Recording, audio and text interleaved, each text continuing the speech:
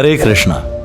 भगवत गीता का अनमोल ज्ञान लेने के लिए सब्सक्राइब करें गिव गीता चैनल को और हाँ, बेल आइकन को क्लिक करना ना भूलें।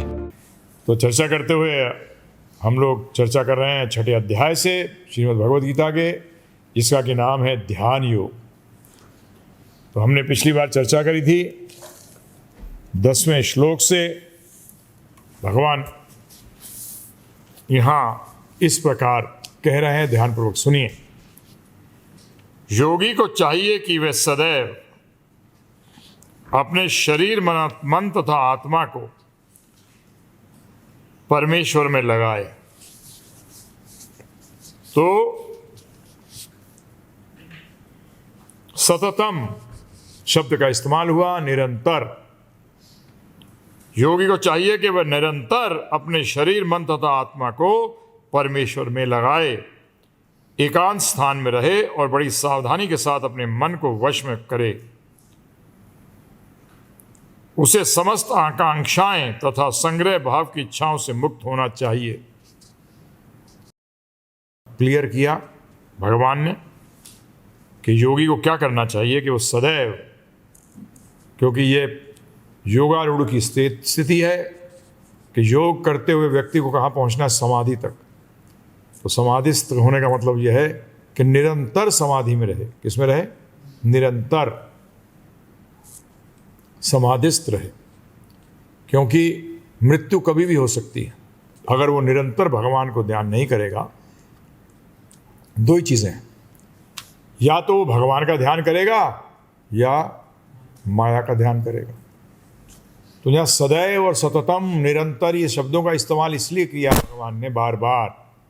उसका कारण यही है कि आप अगर मेरा ध्यान नहीं करोगे तो माया का करोगे। माया का अर्थात भौतिक चीज़ों का, भौतिक वस्तुओं का।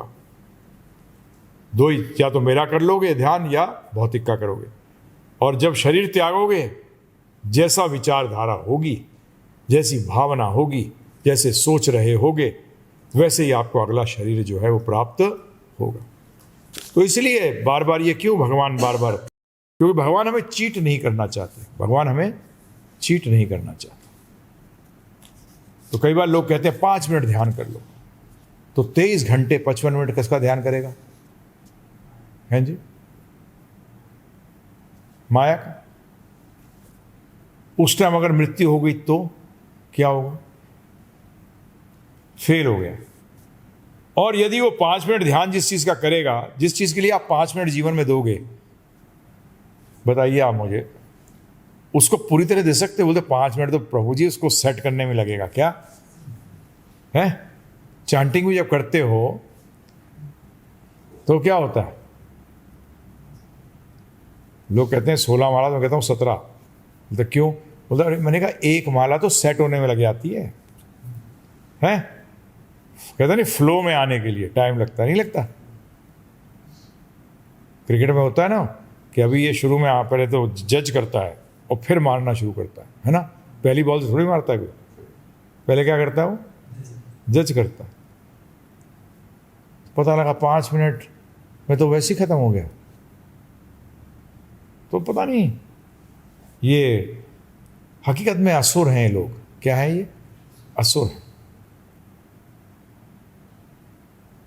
शास्त्रों में विश्वास नहीं रखते, शास्त्रों को जानते ही नहीं।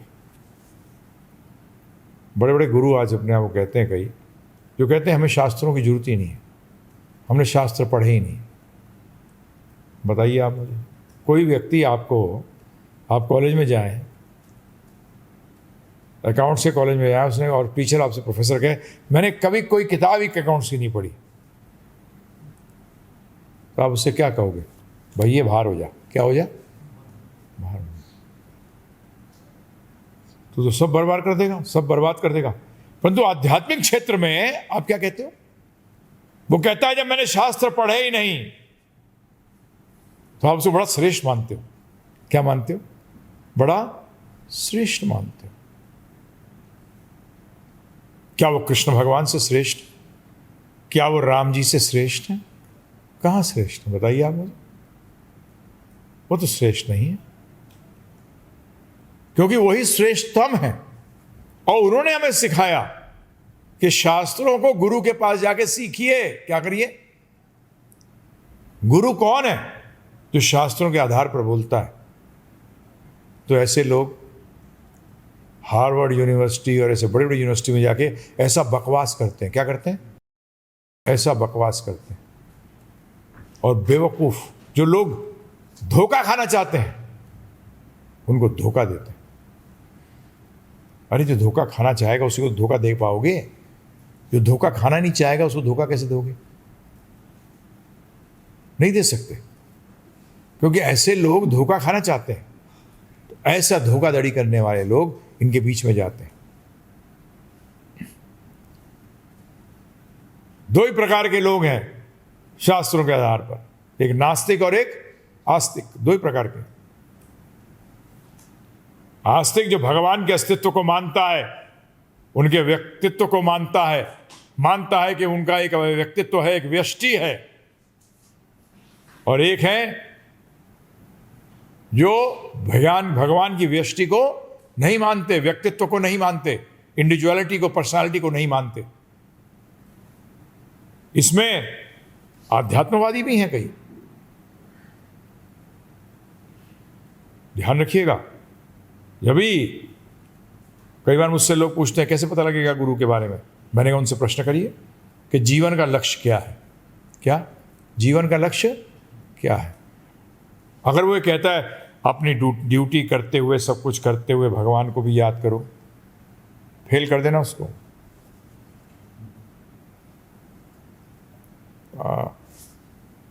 मैं आपको चीट नहीं करूंगा, ना मेरी इच्छा है, क्योंकि अगर मैं आपको चीटिंग करूंगा ना आपके साथ, तो जो दूंगा वही मुझे मिलेगा। क्या मिलेगा?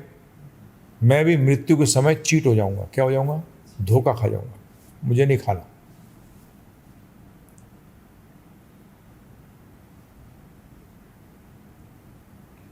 तो भगवान ने कहा सर्वधर्मान परित्यज्य माम एकम शरणम व्रजा। सारे धर्मों को, सारे ड्यूटियों को त्याग दे, मेरी शरण में आ जा। और जो गुरु कहता है कि जीवन का लक्ष्य है कृष्ण भक्ति, जिस शरीर त्यागने के बाद मैं कहां जाऊंगा अगर कृष्ण भक्ति करूंगा पूर्ण तरह से, तू वैकुंठ जाएगा, भगवत धाम जाएगा। और वहां क्या करूंगा? भक्ति। क्या करेगा वहां? भक्ति का मतलब भगवान की, कृष्ण भगवान की सेवा करेगा। सही। जो कहता है कि तू लीन हो जाएगा, अरे कोई भगवान नहीं है, तो निराकार है। निराकार का मतलब क्या है? ही नहीं। निराकार का असली मतलब क्या है बताओ जी? मेरे पिताजी निराकार हैं, क्या मतलब हुआ उसका? उनके पास कार ही नहीं है। कार कौन सी? मतलब शरीर ही नहीं है। आत्मा की कार क्या है? शरीर। उसका मतलब वो एक्चुअली है ही नहीं। तो नास्तिक आध्यात्म की श्रेष्ठता कैसे हो सकती? भगवान को माइनस करने के बाद श्रेष्ठता कैसे हो सकती है? बताइए आप। हो सकती है? तो इसीलिए भगवान यहां बता रहे हैं कि मेरे को हर समय याद करने की प्रैक्टिस करो। योग का अर्थ, योग बता रहे हैं ना, इसमें कौन सा योग बता रहे हैं? ध्यान योग। योग का मतलब जुड़ना।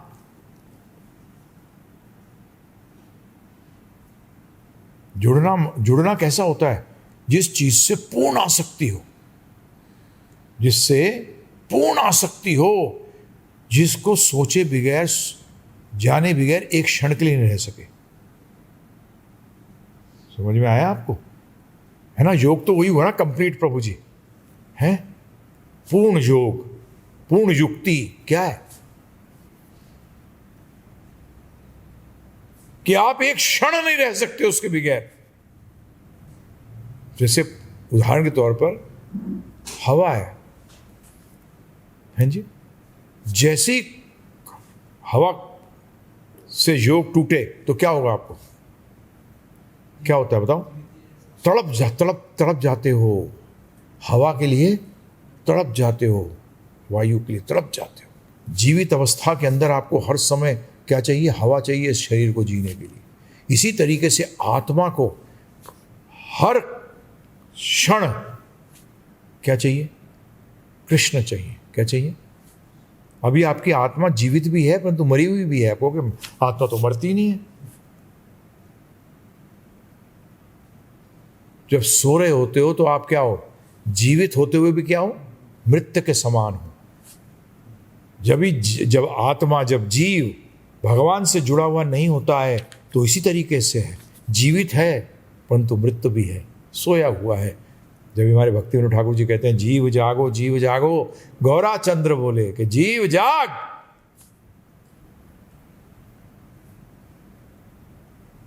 निद्रा क्या है? मृत्यु है। निद्रा क्या है? निद्रा में सपने आते हैं जो कि दूर दूर तक हकीकत नहीं है। तो यहां भगवान यही कह रहे हैं, योगी को चाहिए कि सदैव अपने शरीर, मन तथा आत्मा को परमेश्वर में लगाए। हर क्षण, हर समय, सदैव। जब ये वर्ड का यूज किया है, युंजित सततमामन, सततम, सततम, हर समय।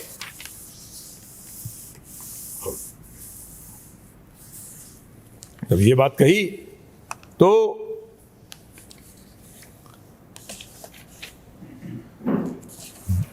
बात उठी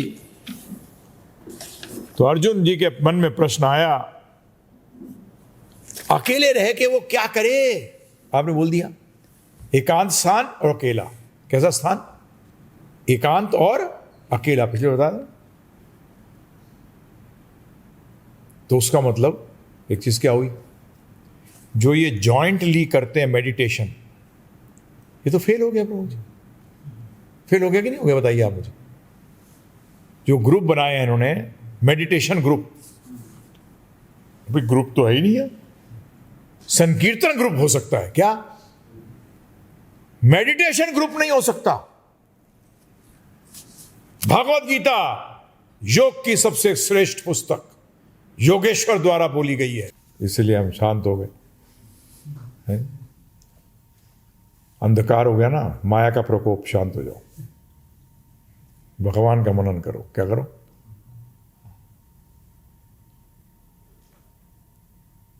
क्योंकि अंधेरे में चोर उचक्के उठकते हैं। क्या नहीं है गीता के अंदर श्लोक? जो ज्ञानी है, जब ज्ञानी का जो उठने का समय है वो अज्ञानियों का सोने का समय है, और जो अज्ञानियों को उठने का समय है वो ज्ञानियों का सोने का समय। तो अंधकार हो जाए, शांत, हिलो डुलोगे तो क्या होने वाला है? इधर उधर गिरोगे नहीं। क्या होता है अंधकार में? यही होता है। परंतु भगवान का ध्यान करने से अंधकार भी रोक नहीं सकता। भगवान का अर्थात मन को अंधकार भी रोक नहीं सकता, है ना? मन को रोक सकता है अंधकार? नहीं रोक सकता। तो इसीलिए क्या बताया कि क्या करना चाहिए? क्या वो अकेले में जाता है, एकांत में जाता है? तो ये बता रहा था आपको मैं, सब सोसाइटी फेल। क्या बड़े बड़े मेडिटेशन ग्रुप्स होते हैं ना प्रभु जी, हम सब मिलके मेडिटेशन करते हैं, तुम फेल। कृष्ण भगवान योगेश्वर कहलाते हैं, योगियों के ईश्वर। भगवत गीता से बड़ी कोई योग की पुस्तक है ही नहीं। भगवत गीता से बड़ी कोई योग की पुस्तक है ही नहीं, क्योंकि पातंजलि जी भी योगेश्वर नहीं है।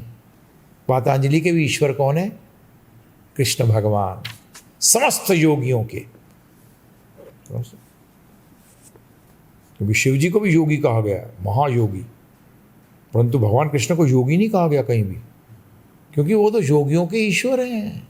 क्या है वो योगियों के ईश्वर हैं, योगेश्वर। तो क्या कह रहे हैं वो कि ये ध्यान योग जो मेडिटेशन कहते हो आप लोग, वो एकांत और अकेले, दो चीजें ध्यान रखना। तो अर्जुन के मन में आया प्रश्न कि एकांत, अकेले बैठूं, कहीं भी जा सकता हूं, कुछ भी कर सकता हूं। भगवान समझ गए प्रश्न, बड़ा तेज है ना अर्जुन जी, क्या है, प्रश्न कर दिया। तो भगवान ने उसके उत्तर में क्या कहा, ध्यानपूर्वक सुनिए। कहते हैं योगाभ्यास के लिए योगी एकांत स्थान में जाकर भूमि पर कुशा बिछा दे, क्या, और फिर उसे मृगछाला से ढके और ऊपर से मुलायम वस्त्र बिछा दे। आसन ना तो बहुत ऊंचा हो ना बहुत नीचा, यह पवित्र स्थान में स्थित हो। योगी को चाहिए कि इस पर दृढ़ता पूर्वक बैठ जाए और मन, इंद्रिय तथा कर्मों को वश में करते हुए तथा मन को एक बिंदु पर स्थिर करके हृदय को शुद्ध करने के लिए योगाभ्यास करे। तो यह 6 चीजें बताई भगवान ने, एक एक करके लेते हैं, ध्यानपूर्वक सुनिए। क्या कहते हैं? शुचौ देशे प्रतिष्ठाय स्थिरम आसमन आत्मनः। योगी को पवित्र स्थान में अपना स्थिर आसन बनाना चाहिए। तो पहले कहाँ जाना चाहिए उसको? कौन से स्थान में? पवित्र स्थान में।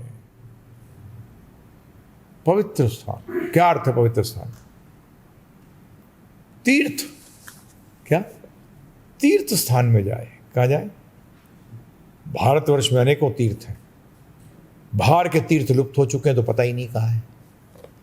इसलिए बाहर के लोग तो प्रैक्टिस ही नहीं कर सकते जब तक भारतवर्ष में नहीं आएंगे, क्योंकि बाहर, मैं मना नहीं कर रहा कि बाहर पवित्र स्थान नहीं होंगे, परंतु अब वो क्या हो चुके हैं? लुप्त हो चुका है। जैसे सरस्वती जी, सरस्वती नदी जो है त्रिवेणी कहलाते हैं ना वहाँ इलाहाबाद में, क्या है?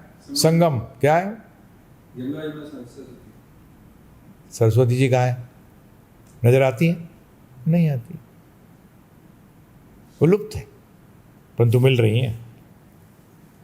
लुप्त हैं पर मिल रही हैं।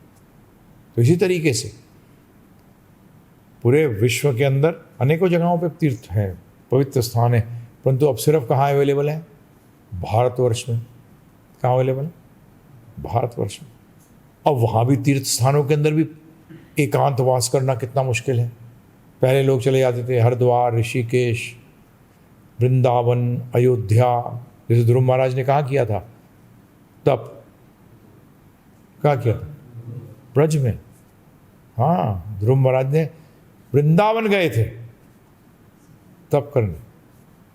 तो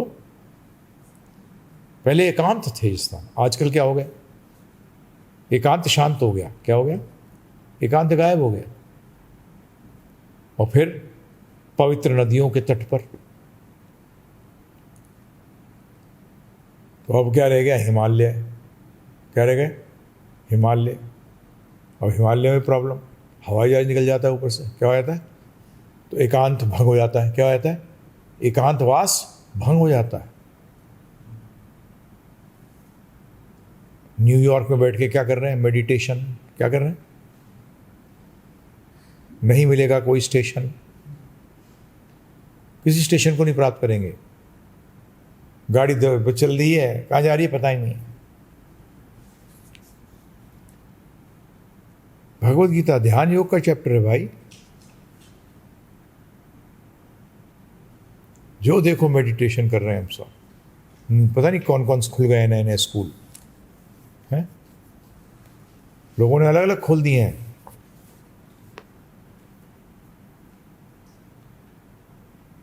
सब फेलियर। बिजनेस है। क्या है ये? बिजनेस।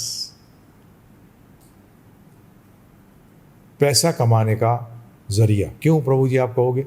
क्योंकि ध्यान रखिएगा, एक प्रोडक्ट को देना 2 तरीके से हो सकता है। ध्यानपूर्वक सुनिए। एक प्रोडक्ट देने का तरीका क्या है कि आप जिसको दे रहे हो उसको कस्टमर समझते हो। क्या समझते हो? तो जब कस्टमर समझते हो दूसरे को, ग्राहक, तो उसको खुश करने की कोशिश करते हो। क्या करने की कोशिश करते हो? क्या करने की कोशिश करते हो? जब भी बैंकों में लिखा मिलता है ना, customer is God, customer is God, इसको समझने की कोशिश नहीं करी कभी किसी ने।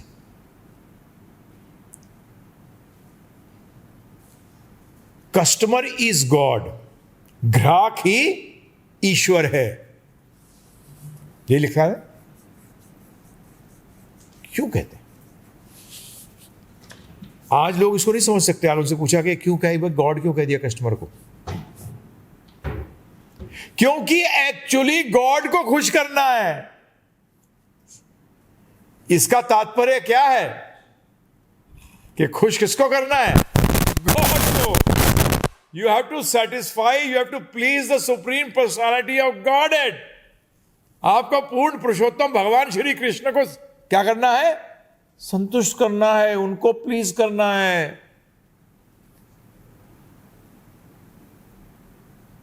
परंतु भगवान को गायब कर दिया फिर इन्होंने, और इन्होंने कहा यार पीसे कहां से मिलेंगे?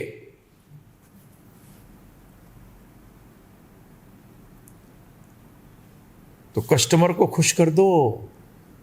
कस्टमर तो माया है पड़ा हुआ व्यक्ति है। कस्टमर क्या है?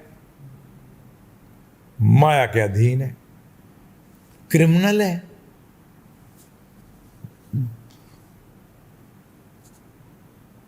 इसलिए और एक प्रोडक्ट देना क्या है?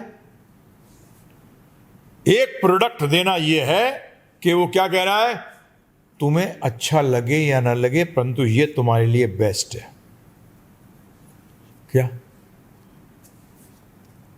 तुम्हें अच्छा लगे या ना लगे।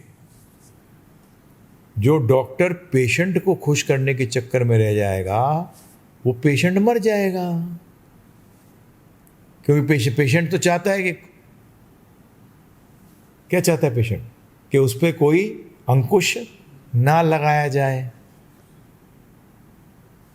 एक विद्यार्थी को अगर टीचर खुश करने के चक्कर में लगेगा तो विद्यार्थी खत्म, उसको विद्या का अर्थ प्राप्त ही नहीं होगा।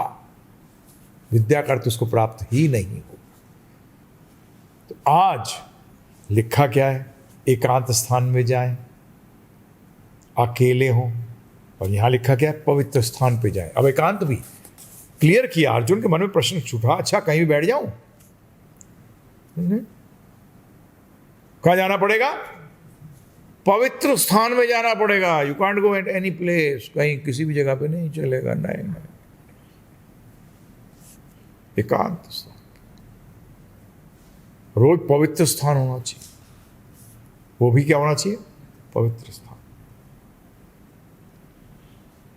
अकेले के साथ तो वैसे ग्रुप खत्म हो गया, परंतु हम हमारे हरिनाम संकीर्तन में मोर द मेरियर, क्या अंग्रेजी में कहावत है ना, है हिंदी में क्या बोलेंगे? हैं? जितना अधिक हो उतना बढ़िया है ना। हमारे कीर्तन के अंदर जितने ज्यादा लोग जुड़ेंगे उतना बढ़िया है। जितना हम ज्यादा लोग मिलकर चैंटिंग करेंगे उतना हमारी चेतना जो है ज्यादा शुद्ध होगी। हाँ, उतनी चेतना ज्यादा शुद्ध होगी, उतनी पावर बढ़ेगी। परंतु ध्यान योग में क्या होता है? जितने ज्यादा लोग होकर करेंगे उतनी पावर घटेगी, क्योंकि वो प्रोसेस ही नहीं है। जब प्रोसेस फॉलो नहीं करोगे तो पावर बढ़ती है कम होती है? बताओ। सिंपल। और जब प्रोसेस फॉलो करते हो तो पावर बढ़ती है। तो इसीलिए क्या फायदा हुआ? तो पवित्र स्थान क्या ढूंढो प्रभु जी? तो घंटी बजी, सही बात कह रहा हूं मैं। वैसे तो गलत बात कहते ही नहीं, क्योंकि हमारी तो घंटी हर टाइम बजती रहती है।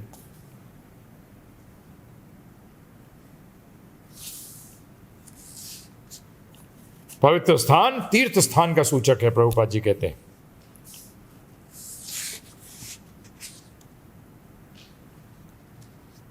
बड़े शहर, योग की समितियां हैं इतनी सारी, सब बोगस। बस स्पष्ट कह रहा हूं, मैं नहीं कह रहा। बोले अरे वृंदावन चंद्र दास जी तो कुछ भी ठोक देते हैं।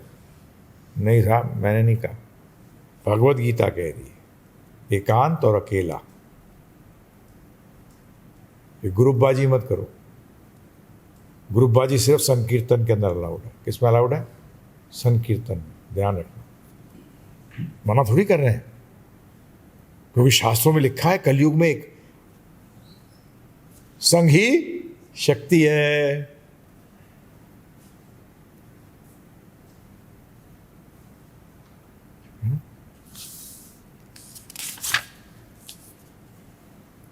अब कहते हैं क्या, वहां आसन लगाओ। क्या लगाओ अपना? अगला अगला क्या है पाठ?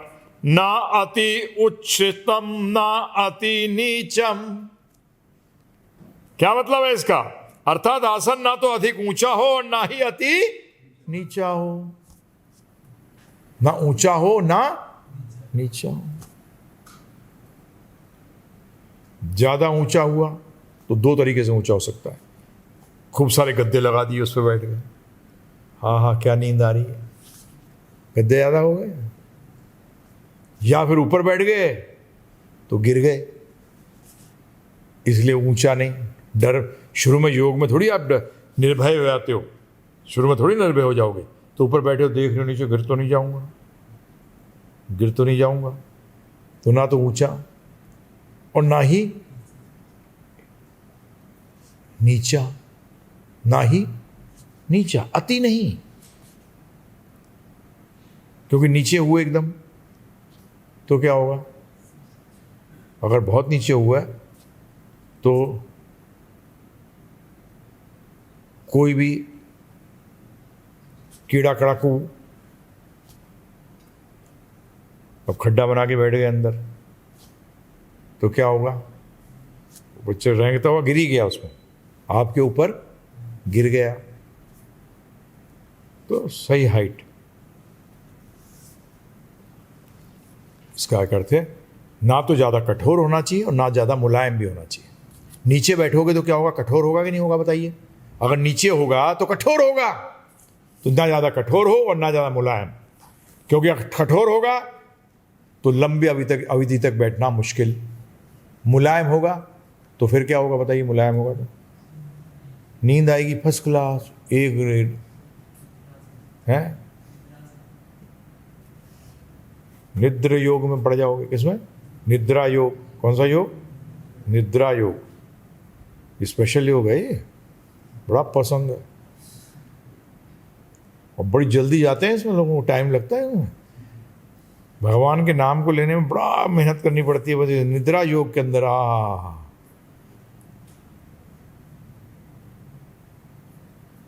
मतलब कितना भी हल्ला हो रहा हो, ऐसे योगस्थ हो जाते हैं प्रभु। योगारूढ़, हाईएस्ट स्टेज ऑफ निद्रा योग। इसीलिए क्या है, जब भी बैठने का भी तरीका है, कभी हाथ ऐसे नहीं, कुछ नहीं, एकदम सीधा बैठो। जहाँ ऐसे रखा मैं समझ गया वाह, हाँ इसने योग का पहली सीढ़ी लगाई है निद्रा योग की। जहाँ आपने रखा मुंह पे आसपास कहीं भी हाथ, वो निद्रा योग की पहली सीढ़ी है। क्या है? पहली सीढ़ी। मुझे सब पता है भाई, 37 साल से देख रहा हूँ इस निद्रा योग के अंदर लोगों को जाते हुए बड़े आसानी से। यूं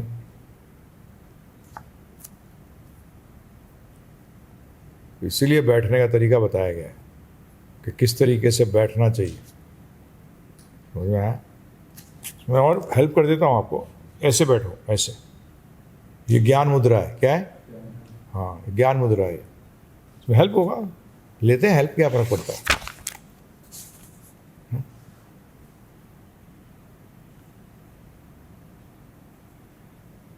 इससे क्या होगा? फिजिकल हेल्प भी मिलनी चाहिए ना।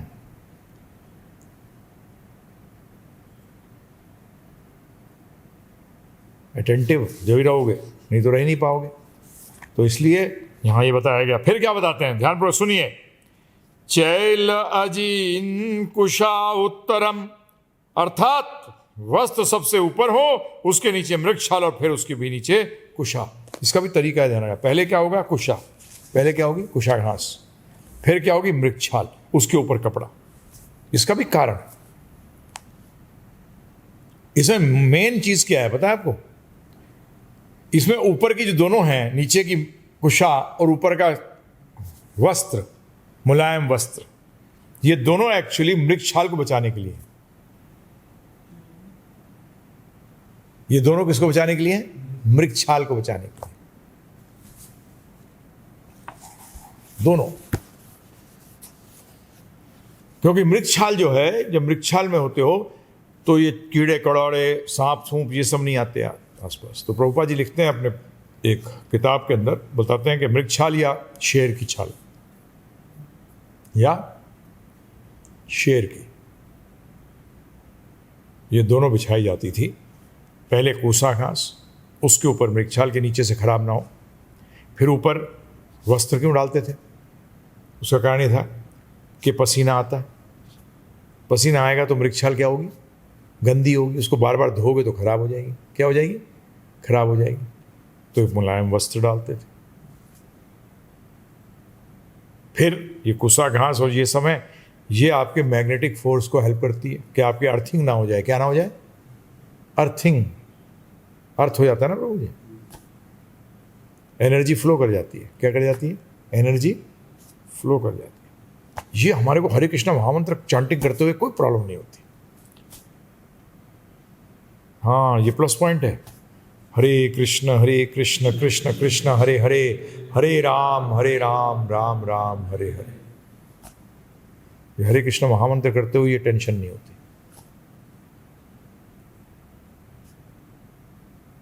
परंतु बाकी योगों के अंदर ये लपड़ा है, समझ गए? ध्यान योग में क्या बताया अगली चीज? कि ना ऊंची ना नीचे, जिससे कि योगी आराम से बैठे, सांप वाप इन सब का डर उसको ना हो। प्रभुपाद जी लिखते हैं, क्योंकि एकांत स्थान में अकेले जाओगे तो जंगल ही होगा। क्या होगा? तो जंगल में ये सब होना स्वाभाविक है, नेचुरल। उससे बचने का भी होना चाहिए, उससे बचने का भी होना चाहिए। इसी तरीके सैफरन क्लॉथ जो इसमें हेल्प करता है। जो गेरुआ पहनते हैं, गेरुआ कैसा लगता है? आग के समान कलर। गेरुआ कलर कैसा लगता है मुझे? अग्नि के समान। तो जानवर जो हैं वो सोचते हैं आग है। क्या है? आग है, तो बस दूर रहते हैं। ये शुरू की अवस्था में। फिर बाहर की अवस्था से होता है कि आप में इतनी शांति आ जाती है, आपको किसी भी प्राणी के प्रति, किसी भी जीव के प्रति ना डर होता है ना द्वेष होता है, जिसके कारण वो जानवर भी आपका मित्र बन जाता है। हाँ, ये ध्यान रखना, आप जैसा छोड़ोगे वैसे ही आपको मिलेगा। तो जब आप योगावस्था के अंदर, चाहे वो भक्ति हो या ध्यान योग हो, इसके अंदर एक आप स्टेज पे पहुंचते हो जहाँ की क्या होता है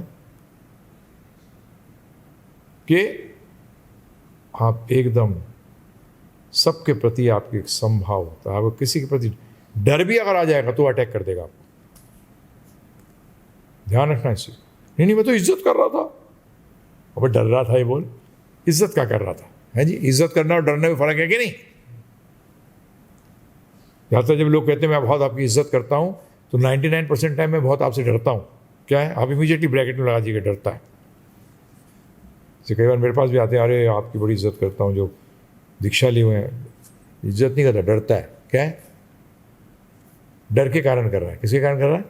डर के कारण। इज्जत का मतलब ही अलग है, रिस्पेक्ट देने का मतलब ही अलग है। उसमें डर होता ही नहीं है, उसमें डर होता ही नहीं। उसमें नेगेटिव, डर इज नेगेटिव फीलिंग। प्रभु जी मेरी भक्ति चली जाएगी, ये हो जाएगा, ये भी नहीं रहता। ये भी हटाना पड़ेगा आपको। ध्यान रखना, एक अवस्थाएं पहुंचना पड़ेगा जहां आपके अंदर डर ही नहीं होना चाहिए, जिसके अंदर किसी प्रकार का भी डर नहीं है, निर्भय। प्रभुपाद जी क्या थे? अभय। प्रभुपाद ने ऐसे कभी कहा कि अगर मैं अपने गुरु महाराज की आज्ञा का पालन नहीं करता तो ऐसा हो जाता? नहीं, कभी नहीं कहा, नहीं कहना। ये स्थिति में आना है आपको। I respect for the sake of respect, not due to fear कि आई विल लूज, कि मैं हार जाऊंगा, मेरी भक्ति चली जाएगी। नहीं, हम जब वांछा कल्पतरु भैंस करते हैं उसमें क्या डर के करते हैं? कुछ नहीं। उसमें क्या कहते हैं कि आप तो कृपा के सागर हो। समझ में आ रहा है कि नहीं आ रहा है? तो ये समझिए इस बात को। तो इसी तरीके से स्थिति पे आ जाते हैं तो उसको फिर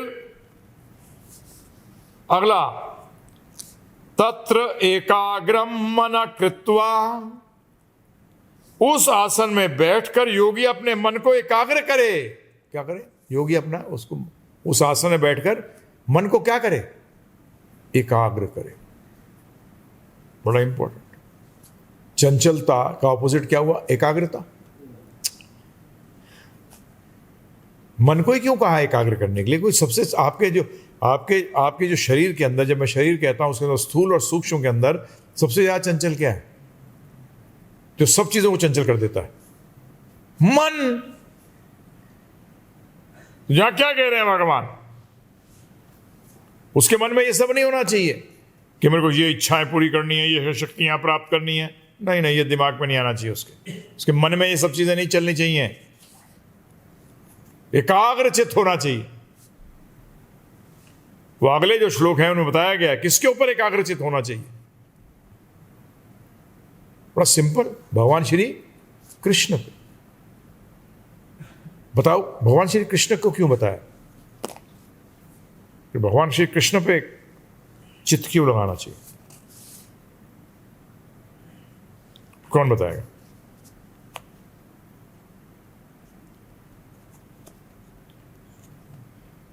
एक वर्ड बताओ संस्कृत का पहले जो इसको डिफाइन करेगा। लगाओ दिमाग, बताओ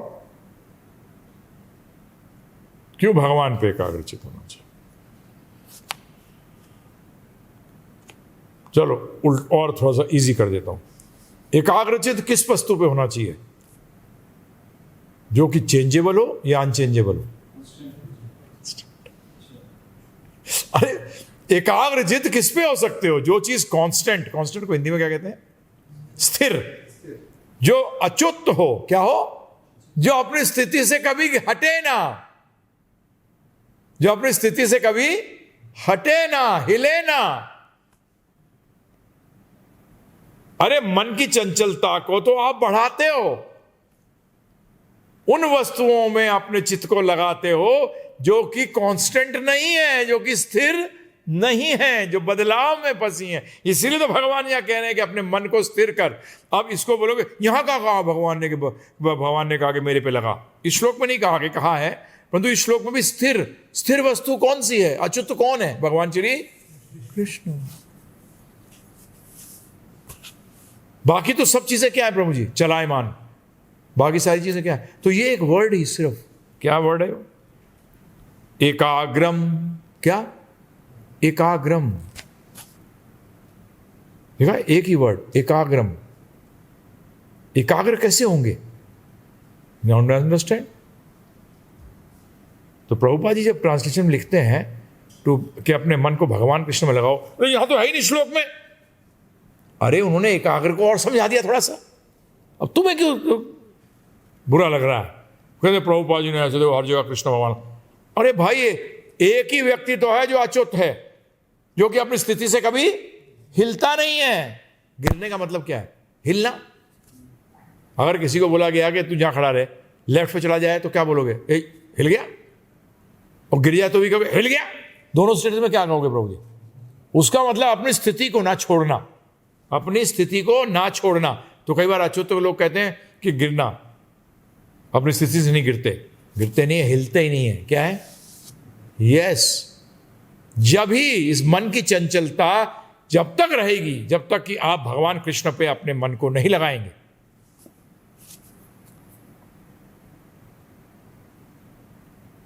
तो ये एकाग्रम। Thank you Prabhupada ji. अभी मुझे भी ज्ञान दिया प्रभुपाद जी ने, इसलिए उनको थैंक यू करना पड़ रहा है। नहीं मैं चिंतन किया था पहले, तो आप लोगों की कृपा से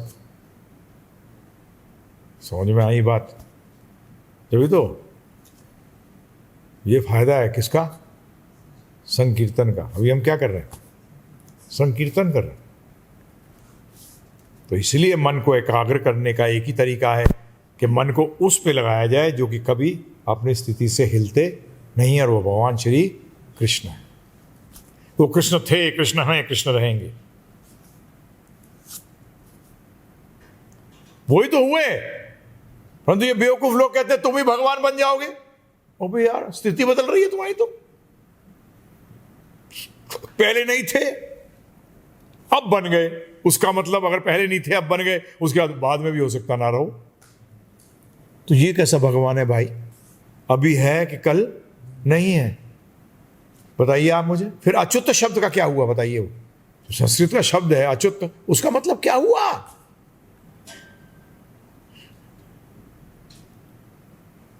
हम तो नहीं है अच्युत, हम कहाँ है बताइए आप।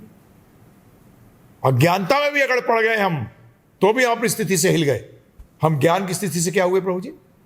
हिल गए। इसको एक पूर्ण रूप में समझने की कोशिश करिए इसको।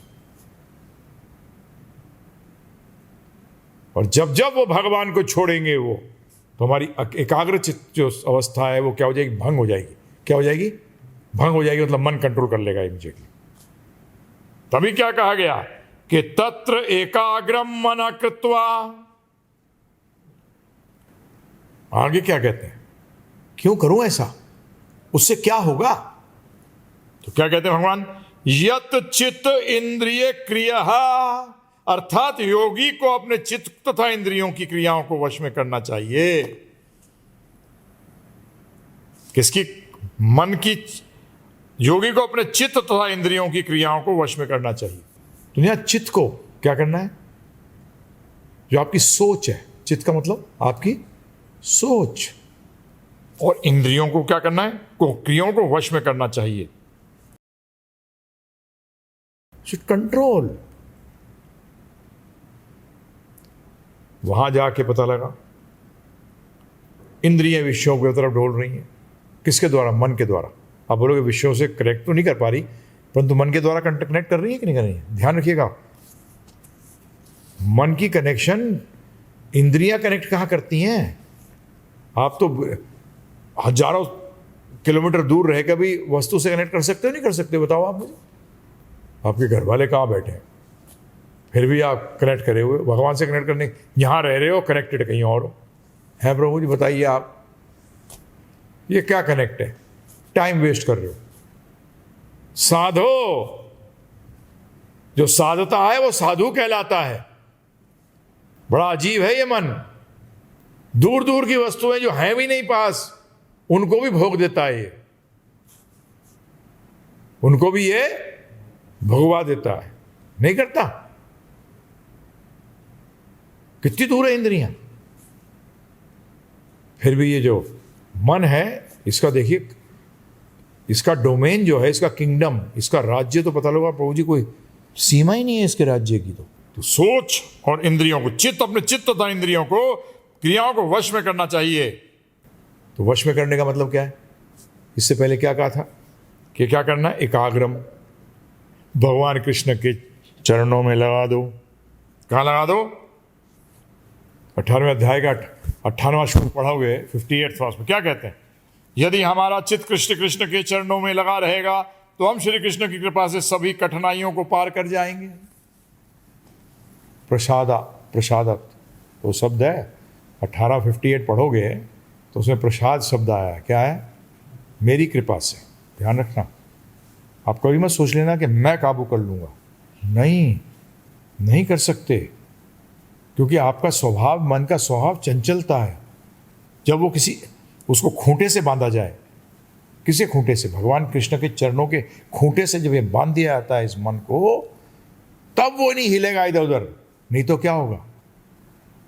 उसका नेचर है भाई, उसका स्वभाव है। उसको भगवान के चरण कमलों के खूंटों से बांधना ही पड़ेगा। There is no other way out. और कोई तरीका नहीं है। जब जब आप खोल देते हो, खूंटे से हटा देते हो, देखा नहीं आपने कैसे भाग जाता है इधर उधर? एक सेकंड भी नहीं, स्प्लिट ऑफ अ सेकंड कहते हैं उसको। ऐसे जैसे खूंटा से हटाया, भाग गया। तो यहां जो कह रहे हैं कि अपने वश में करो, तो उसको भगवान की कृपा से, हमारा चित्त अगर कृष्ण के चरणों के में लगा रहेगा तो हम कृष्ण की कृपा से सभी कठिनाइयों को पार कर जाएंगे। अभी बताइए, जो जानवर खूंटे से बंधा हुआ है, उसको हकीकत के अंदर किसने बांध रखा है? खूंटे ने। किसने बांध रखा है? अगर खूंटा हटा दो, रस्सी रोक पाएगी उसको? बताइए आप मुझे। नहीं, वो खूंटा जरूरी है। ध्यान योग है नहीं योग। जब तक वो खूंटा कृष्ण भगवान नहीं होंगे, वो खूंटे कृष्ण भगवान है। और ये तुम्हारी रस्सी है ना, ये भक्ति योग है। क्या है? ये भी हर टाइम कनेक्टेड रहनी पड़ेगी। किससे? खूंटे से, भगवान श्री कृष्ण से। ये योग है। ये रस्सी क्या है? ये योग है। जब भी विश्वामित्र जैसे बड़े बड़े योगी भी चित्त हो गए, क्योंकि खूंटे के साथ नहीं लगे हुए थे। क्या? हाँ, जैसे खूंटे से हटे हो गए, गड़बड़ हो जाएगी। तो कृष्ण भगवान के चरणों के खूंटे को पकड़े रखो, छोड़ने का नहीं कभी भी।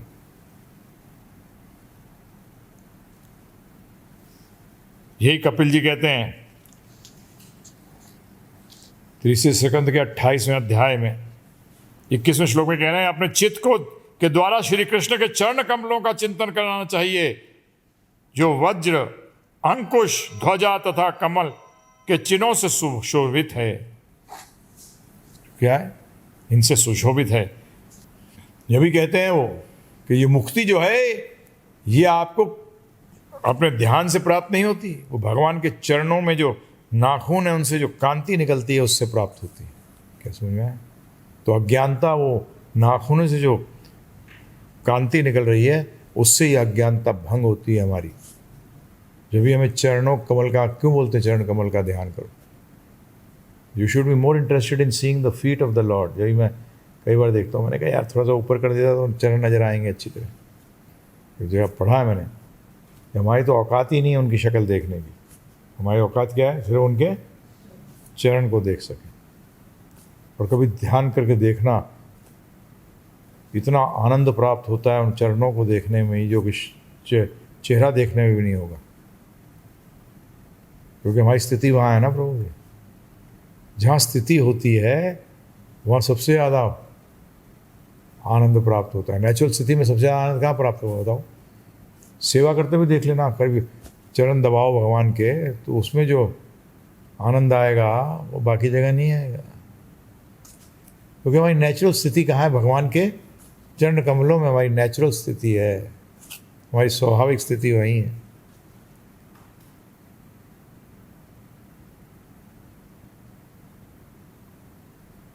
बस पकड़ लो, हैं? छोड़ो नहीं।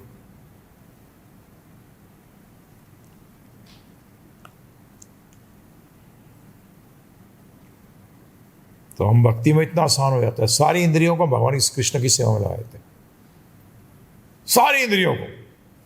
वहां हम डेमोक्रेसी कर देते हैं। क्या कर देते हैं? आप कहोगे डेमोक्रेसी का क्या मतलब हुआ? उस टाइम हम क्या करते हैं? सारी इंद्रियां मिलकर मन को सही कर देती हैं। क्या कर देती हैं? सारी इंद्रियां लग जाती हैं कृष्ण की सेवा में, तो मन को भी लगना पड़ता है। क्या करना पड़ता है? हाँ जी, समझ में आ रहा है आपके? नहीं आ रहा? डेमोक्रेसी होगी ना प्रभु जी, उल्टा।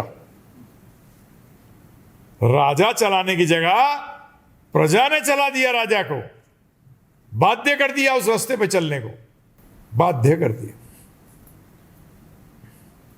सारी इंद्रियां अर्थात मन भी हम भगवान कृष्ण की सेवा में एंगेज कर देते हैं, तो क्या हो जाती है सारी की सारी कंट्रोल्ड। कंट्रोल का अर्थ क्या है? कंट्रोल का अर्थ देखिए, दो कंट्रोल का अर्थ होता है। एक तो होता है कंट्रोल का अर्थ कि आपने उस चीज को रोक दिया करने से। जैसे वो महात्मा गांधी जी के 3 बंदर, ना बुरा देखो, ना बुरा सुनो और ना बुरा कहो। हम नहीं बिलीव करते इसमें। कृष्ण को देखो, कृष्ण के बारे में सुनो और कृष्ण के बारे में बोलो। अरे कितनी देर बंद कर लोगे बंदर महाराज? हैं? कितनी देर बंद कर लोगे आंखों को और कान को और मुंह को? हैं? ये तो नेगेटिव हुआ। पॉजिटिव क्या है? कृष्ण को देखो, कृष्ण की कथा सुनो और कृष्ण की कथा का कीर्तन करो, वाचो। तो ऐसा करने में आपको बंदर बनने की जरूरत नहीं है, मनुष्य रहोगे। क्या क्या रहोगे? मनुष्य रहोगे।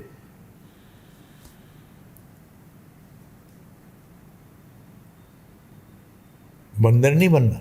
क्या बनना है? मनुष्य बनना। हरि, हमारे जीवन के हर इंद्रिय का सेंटर कौन? हरि। कौन? हरि।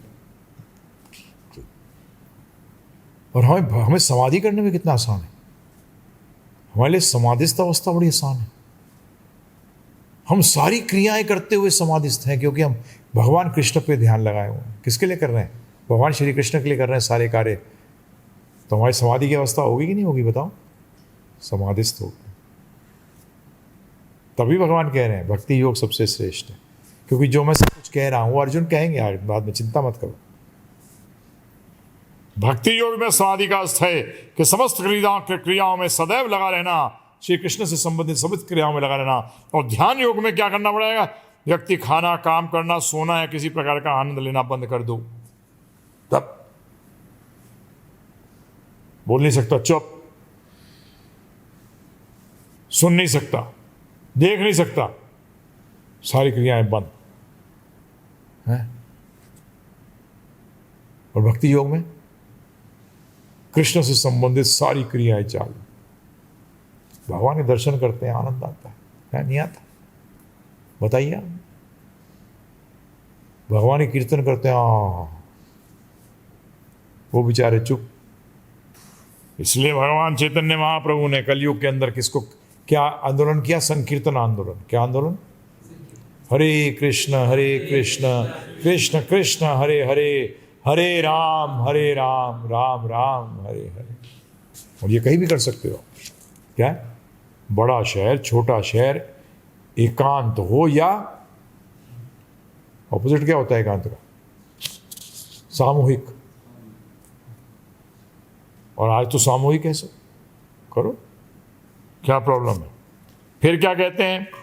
उपविश्य आसने युजन्नाद योगम आत्मविशुद्धये। योगी को आसन पर बैठकर अपने हृदय को शुद्ध करने के लिए योग का अभ्यास करना चाहिए। अपने हृदय को शुद्ध करने के लिए आप कहोगे हार्ट स्पेशलिस्ट के पास जाना पड़ेगा। हृदय को शुद्ध करने का अर्थ क्या है? बताइए, कौन बताएगा? बताओ, कौन बताएगा? अपने हृदय को शुद्ध करो। आसन पे क्यों बैठो? ये सब क्रियाएं क्यों करो? अपने हृदय को शुद्ध करने के लिए योग का अभ्यास करना चाहिए। अपने हृदय को शुद्ध करने के लिए। ओहो, हृदय का मतलब क्या है? हृदय में क्या वास करते? भावना। अपने भाव को शुद्ध करो अपने। तो ये सारी योग प्रक्रिया किस लिए है? बताइए आप मुझे। इंद्र तृप्ति के लिए नहीं, हेल्थ सही करने के लिए। क्यों हेल्थ सही करना चाहते हो? हेल्थ नहीं, इंद्रियों को पुष्ट करना चाहते हो। इंद्रियों को पुष्ट क्यों करना चाहते हो? क्योंकि आप भोग करना चाहते हो।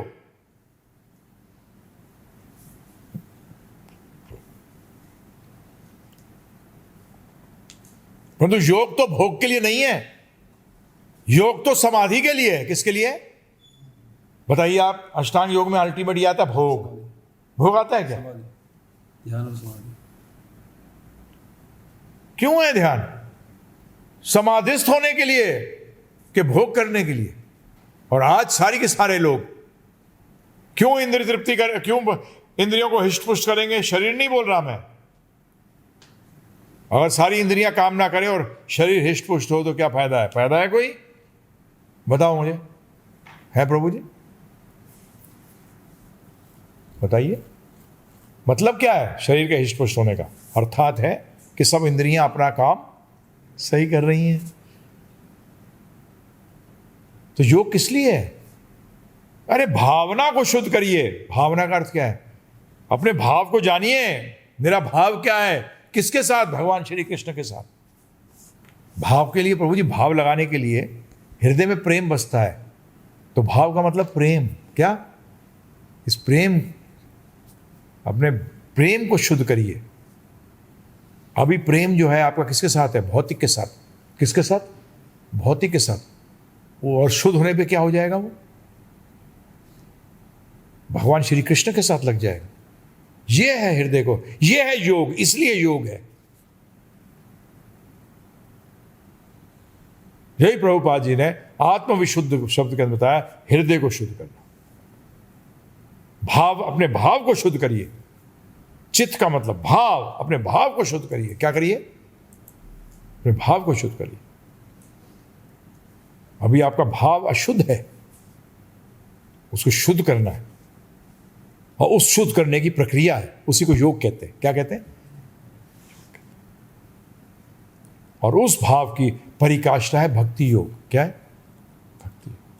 जब पूर्ण तरीके से हृदय या अर्थात आपका भाव शुद्ध हो जाता है, उसका अर्थ है आपने समझ लिया कि मैं कृष्ण भगवान का दास हूं और मेरा एक ही भाव होना चाहिए कि मैं कैसे उनको संतुष्ट कर सकूं। I only live for his pleasure. बस जीवन का और कोई लक्ष्य नहीं। मेरे सारे कार्य सिर्फ इसीलिए होते हैं और कोई कार्य नहीं। ये समन बोनम है पूरे वेदों का, ये सार है सारे वेदों का, यही एक सार है। क्या लिखा है भगवान ने गीता में? सारे ज्ञान से क्या है? मुझे जानना है। क्या करना है? सारे ज्ञान से किसको जानना है? वेदांत विद। क्या कहा है? मुझे जानना है। यू हैव टू नो मी, कृष्ण भगवान कह रहे हैं।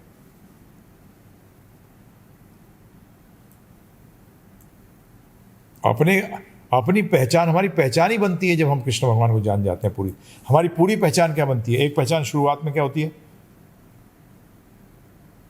जैसे एक बच्चा है, माता पिता का पता नहीं है उसको, तो उसकी पहली पहचान क्या होती है? कि मैं एक मनुष्य हूं। फिर वो दूसरी पहचान क्या ढूंढता है? कि मैं किसका बच्चा हूं, है? मैं किसका पुत्र हूं, मेरा पर्पस क्या है, मुझे लाया क्यों गया, मैं यहां हूं क्यों, क्या कारण है?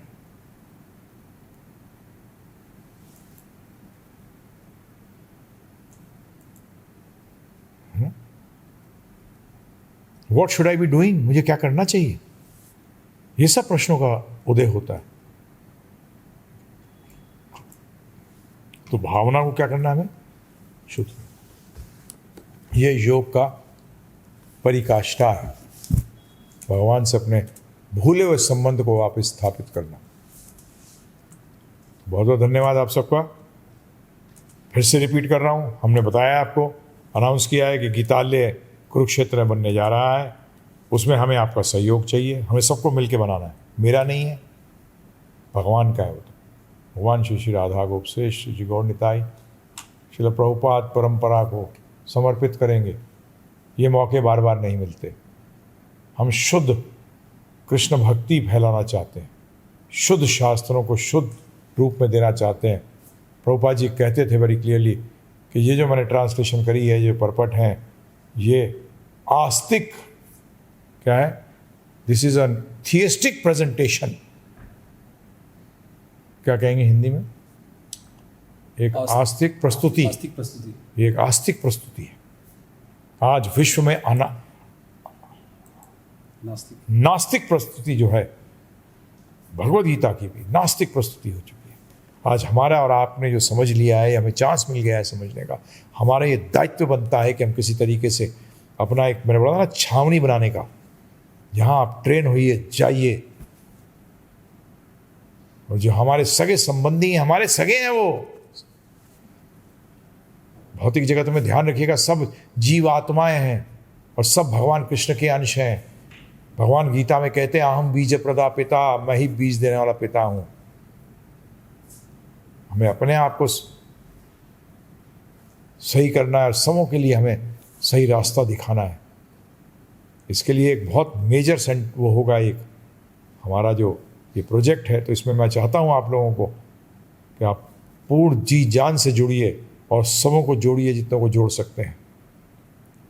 इसके लिए जो ऑलरेडी जुड़ रहे हैं और जिन्होंने सोच लिया है जुड़ने के लिए, मैं उनका बहुत बहुत धन्यवाद देता हूँ। और आपसे अनुरोध करता हूँ कि टाइम वेस्ट मत करिए, इमीडिएटली हमें इमीडिएटली इस पे चलना है, इमीडिएटली। तो आपसे हम नम्र विनती कर रहे हैं कि इसमें आपकी भक्ति भी बढ़ेगी।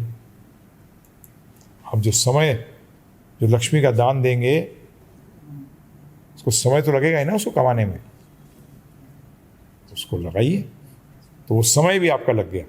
कई बार लोग कहते हैं कि कैसे हम 24 घंटे भक्ति कर सकते हैं रहते हुए बाहर। तो ये अपॉर्चुनिटी है आपके लिए, ये एक अवसर है, ये अवसर प्रदान कर रहे हैं। आप कहोगे आप इतना वो, मैं तो अभी बोल रहा था इनको, हमारा तो टाइम निकल गया है, कितना दिन और जीना है पता नहीं, भगवान जानते हैं। परंतु 64 साल उम्र होने को जा रही है, कितना समय, ये तो सब भक्तों के लिए, भगवान के और भक्तों के लिए बन रहा है। तो आगे भी भक्त आएंगे, हम जो भी योनि ले लेंगे, हम जो भी कहीं भी हमें भगवान ले जाएंगे, वहाँ हमें इसका फल मिलता रहेगा। ऐसा आज तक ऐसी इंश्योरेंस देखी है आपने? बताइए आप, ऐसी इंश्योरेंस आज तक मिली जो इस जन्म में भी है? आज कोई भी इंश्योरेंस दुनिया में है जो बोलती है अगला जन्म भी लोगे, उसमें भी हमें कोई इंश्योर्ड रखते हैं?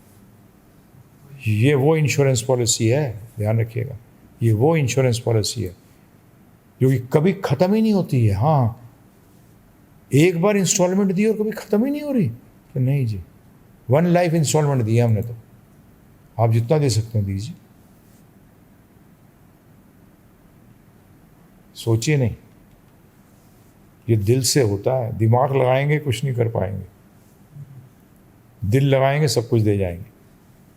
हमने दिल लगाया, दिमाग से नहीं सोचा अरे आ जाएंगे फिर क्या होगा क्या होगा, अरे अगर ऐसे हो गया वैसे हो गया, ये नहीं सोचते। नहीं,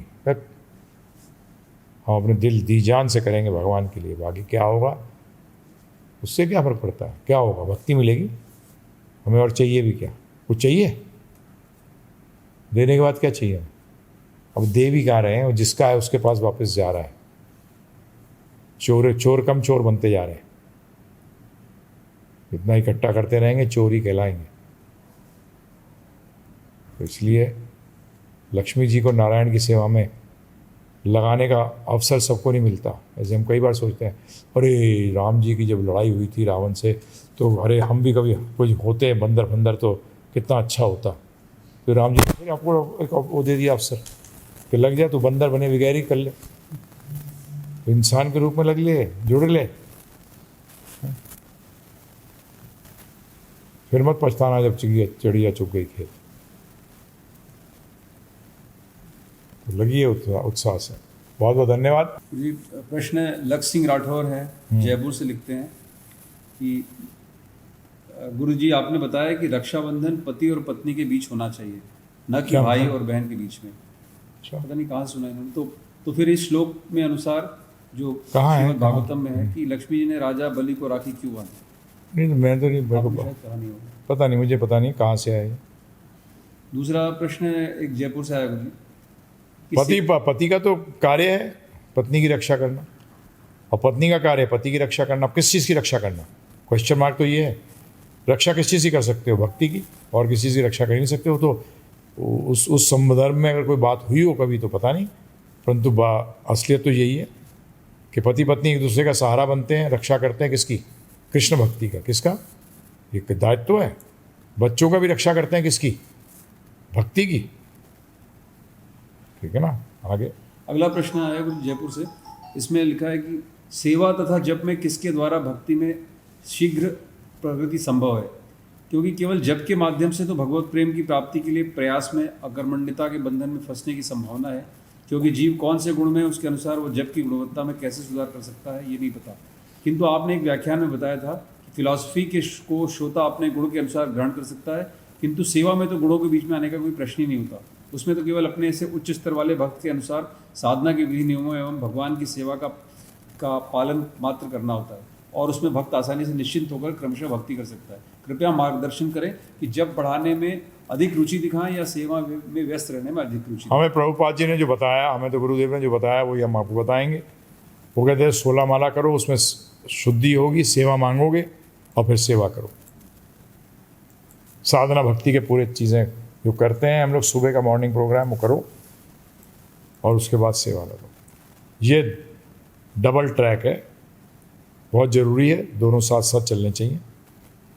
आगे गौरी राजपुरोहित जी का प्रश्न जबकि है। ये नहीं है कि जप अपने आप में पूर्ण नहीं है, जप पूर्ण है, जप अपने आप में पूर्ण है। और नाम जप अगर आप कहो कि सेवा, तो गोपियों ने कौन सा नाम जप किया है? सेवा कर रही हैं लगातार, तो ये परंतु ये 100% होना चाहिए फिर। तो इसी तरीके से नाम जप भी कम से कम 22 घंटे, कितना जो हरिदास ठाकुर जी ने किया, तो वो सक्रियता, वो भी सक्रियता है। निष्क्रिय हो गए तो नाम जप कर ही नहीं सकते। परंतु हम जैसे जीवों के लिए उस स्थिति पे पहुंचने के लिए प्रभुपाद ने तरीका बताया। प्रभुपाद जी सेनापति हैं चैतन्य महाप्रभु, उन्होंने बताया 16 माला करो और सेवा करो। आगे गौरी राजपुरोहित जी का प्रश्न है कि हमारे घर पर तुलसी तो हैं, पर उनके पत्ते खराब हो जाते हैं, जैसे जल जाते हैं और सूख जाते हैं, कृपया समाधान बताइए। पानी की कमी है, उनको 3 टाइम पानी दीजिए, सुबह दोपहर शाम, कोई प्रॉब्लम नहीं है। हाँ, अगर पत्तों के अंदर देखिए कुछ कीड़े वीड़े तो नहीं लग गए, तो धोइए। हाँ, हल्दी के पानी से धोइए, नहलाना चाहिए तुलसी जी को। ध्यान उनका रखना पड़ता है बड़े ध्यान से, और उनका जितना ध्यान रखोगे उतनी भक्ति बढ़ेगी, क्योंकि वो वैष्णव हैं, ब्रजवासी हैं वो। आपको डायरेक्टली, आप ब्रज में ना रहते हुए ब्रजवासी सेवा कैसे करोगे बताइए? उनकी आपको डायरेक्ट सेवा मिल रही है, जो आपको परंपरा में गुरुओं की भी नहीं मिल रही। आपको उनकी तुलसी महारानी की डायरेक्ट सेवा मिल रही है। इससे बढ़िया चीज़ क्या हो सकती है? मैंने देखा है जो तुलसी की सेवा बड़े दिल से करते हैं, उनकी भक्ति बहुत जल्दी बढ़ती है और बड़े एकदम बहुत तेज बढ़ती है। तो तुलसी जी का बड़ा ध्यान रखिए। आगे ताराचंद सैनी जी जयपुर से लिखते हैं, गुरुजी मैं पिछले 3 साल से गिव से जुड़ा हूँ, 4 नियमों का पालन भी करता हूँ, मैं 16 माला भी कर रहा हूँ, परंतु जनवरी 2020 से मैं 64 माला कर रहा हूँ। क्या मुझे आपके द्वारा दीक्षा मिल सकती है? कौन है? ताराचंद सैनी जयपुर। 64 माला आपने परमिशन ली है क्या? आपने प्रभुपाद जी की सारी किताबें पढ़ ली क्या? अब अपने मर्जी से आप करेंगे तो कैसे काम चलेगा बताइए? तो अपने आप सोचते हो कि आप ज़्यादा करोगे तो आपको पहली चीज़ ही हमारी गड़बड़ हो गई, गुरुपद आश्रय गड़बड़ हो गया। क्या हो गया? गुरुपद आश्रय। और मैं नहीं दे रहा, प्रभुपाद जी देंगे गुरुपद आश्रय आपको। तो आपने कहाँ लिया पद आश्रय? आप तो अपने हिसाब से चल रहे हैं। वैसे प्रभुपाद जी के समय में हुआ था, उन्होंने कहा हम 128 माला करेंगे, किसी ने कहा 64 माला करेंगे। तो प्रभुपाद ने कहा ठीक है, इनको दो, और इनको जो आहार है, इनको आहार भी वैसे ही लेना पड़ेगा। इनके नीचे पत्तल में 1 मुट्ठी आहार डाल दो, और हाथ से नहीं खा सकते, इनको मुंह डाल के खाना पड़ेगा उसमें। तो ये नहीं है एक पार्ट आपने अपना लिया और दूसरा पार्ट छोड़ दिया, सॉरी, ये नहीं चलता। तो इसलिए मन को काबू करिए। कई बार मन भक्ति कराने में भी बेवकूफ़ बनाता है। तो मैं 64 माला करूँगा इसलिए बहुत बड़ा भक्त हो गया, सॉरी। प्रभुपाद ने कही अपने शिष्यों को, जब वो ज़बरदस्त सेवा में लगे हुए थे तो एक माला नहीं जप पाते थे, बोले चिंता ही मत करो। माता जी कर रही थी टाइपिंग, किताबें निकल रही थी, किताबें छाप रहे थे, तो उसके लिए टाइपिंग कर रही थी। वो प्रभुपाद जी वो उसको रिकॉर्ड करके देते थे और वो टाइप करती थी, ट्रांसक्राइब करती थी। तो प्रभु ने कहा प्रभुपाद जी मुझे चांटिंग करने का समय नहीं मिला। तो प्रभुपाद ने कहा जो टिक टिक कर रही है ना, तो ये हरे कृष्ण महामंत्र है। तो आप क्या बोलोगे बताइए आप? तो आगे चलिए। इनका दूसरा प्रश्न है गुरुजी, मैं 64 माला सुबह 3 बजे से लेकर 7 बजे तक करता हूँ, इस कारण से मंगल आरती ही नहीं कर पा रहा हूँ। कृपा करके बताएं कि 64 माला करते हुए मंगला आरती करना आवश्यक है या नहीं? यदि आवश्यक है तो 64 माला और शारीरिक स्वास्थ्य को ध्यान में रखते हुए मैं ये कैसे संपन्न कर सकता हूँ? तो मैंने बोला ही नहीं प्रभु जी, प्रभुपाद ने बोला ही नहीं है ये, आप पता नहीं अपने आप निकाल रहे हैं ताराचंद जी, तो मैं क्या करूँ? हाँ, प्रभुपाद का तो सिस्टम बड़ा क्लियर है मॉर्निंग प्रोग्राम का, बिल्कुल स्पष्ट। 16 माला, मंगल आरती, नरसिंह प्रार्थना, तुलसी पूजा, दर्शन आरती, गुरु पूजा, भागवत, ये सब अनिवार्य है। आगे इनका तीसरा प्रश्न है गुरुजी, कभी कभी आपके प्रति मेरी श्रद्धा डगमगा जाती है, तो इसको मैं कैसे परिपक्व एवं स्थिर करूं ताकि आपके प्रचार में सहयोग करके आपकी सेवा कर सकूं? तो वो आपको देखना है कि क्यों डगमगा जाती है। आपको बेसिकली आपके मन को कई बातें अच्छी नहीं लगती होंगी, यही डगमाती कब है श्रद्धा, जब मन के अनुसार कार्य नहीं बताया जाए। अब जैसे 64 माला को बोल रहे नहीं करो, 16 करो, अरे 64 माला तो श्रेष्ठ होती है ये, अब उसमें डगमगाएगा ही। हम तो श्रेष्ठ नहीं देख रहे कि श्रेष्ठ होती नहीं होती, हमें तो प्रभुपाद जी ने कहा है इसलिए हम कर रहे हैं। क्या है, हमें किसने कहा है? प्रभुपाद जी ने, तो इसलिए कर रहे हैं। आगे इनका चौथा प्रश्न है और आखिरी प्रश्न है इनका। गुरुजी, मैं गृहस्थ आश्रम में रहते हुए किस प्रकार आपकी प्रसन्नता के लिए कार्य करूं? कृपा करके मुझको मूर्ख दास के रूप में स्वीकार करके यह बताएं कि मैं किस तरह आपकी सेवा करूं जिससे मैं अपने जीवन को सफल बना सकूं। गुरु साधु शास्त्र कहते हैं कि उनकी आज्ञा का पालन करो और भक्तों का संग करो। हरे कृष्ण। दीपक जी का प्रश्न है, गुरुजी आपने ये कहा कि सब कुछ बलराम जी हैं, लेकिन इसे तो जड़ प्रकृति ही कहा जाता है, ये विरोधाभास हुआ, ये कैसे हो सकता है? कृपया माफ कीजिएगा अगर कुछ गलत पूछा। हाँ, अब जड़ है भी और नहीं भी। प्रभुपाद जी ने साफ कहा है चैतन्य चरितामृत के अंदर, भगवान से जो भी चीज़ निकले सब चेतन है, परंतु जब हम उसका इस्तेमाल भगवान की सेवा के लिए नहीं करते तो जड़ बन जाता है। सिंपल है, क्योंकि भगवान की सेवा कोई चीज़ बाहर हो नहीं सकती। भगवान के बाहर कोई चीज़ हो सकती है? हाँ जी। जड़ की अपने अस्तित्व कैसे हो सकता है? भगवान से परे अस्तित्व हो सकता है किसी चीज़ का? बताइए आप मुझे। सोच भी सकते हैं?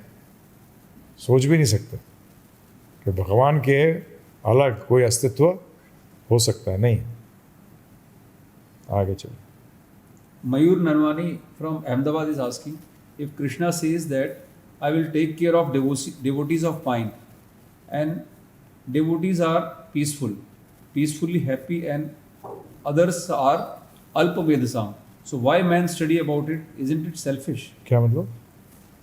कह रहे हैं कि Krishna will take care of his devotees, and who are not doing his service of Lord Krishna, they are alpavedasam.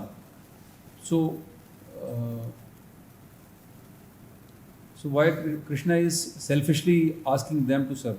Yeah, very simple. I've given so many examples. Many times I've quoted this. I've given an example also. मतलब example भी दिया हुआ है इसके बारे में। याद है आपको किसी को एग्जाम्पल? क्या एग्जाम्पल है बताओ? कि एक व्यक्ति, एक बच्चा बचपन से ही माता पिता से अलग कर दिया गया हो, एक उठा के ले गया, उसको किडनैप कर लिया, और फिर वो 22 साल के बाद, 21 साल के बाद वो बच्चे को लेके आता है पिताजी के सामने, और पिताजी से दूर से बोलता है कि अगर तू अपने बच्चे को ये सिद्ध करा दे कि तू उनका पिता है तो मैं छोड़ दूंगा बच्चे को, नहीं तो गोली मार दूंगा। तो पिता क्या चिल्लाएगा कि मैं तेरा पिता हूं, मैं तेरा पिता हूं, और हर तरीके से समझाने की कोशिश करेगा बच्चे को। क्यों समझाना चाह रहा है? पिता बड़ा सेल्फिश है।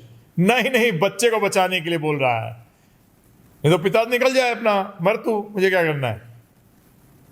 तो ये सेल्फिशनेस है पिता की। अरे सिर्फ पिता की कृपा है कि वो चिल्ला के बोल रहे हैं कि मैं तेरा पिता हूं, तू मेरा बेटा है, तू जान ले इस बात को, नहीं तो ये मार देगा तुझे।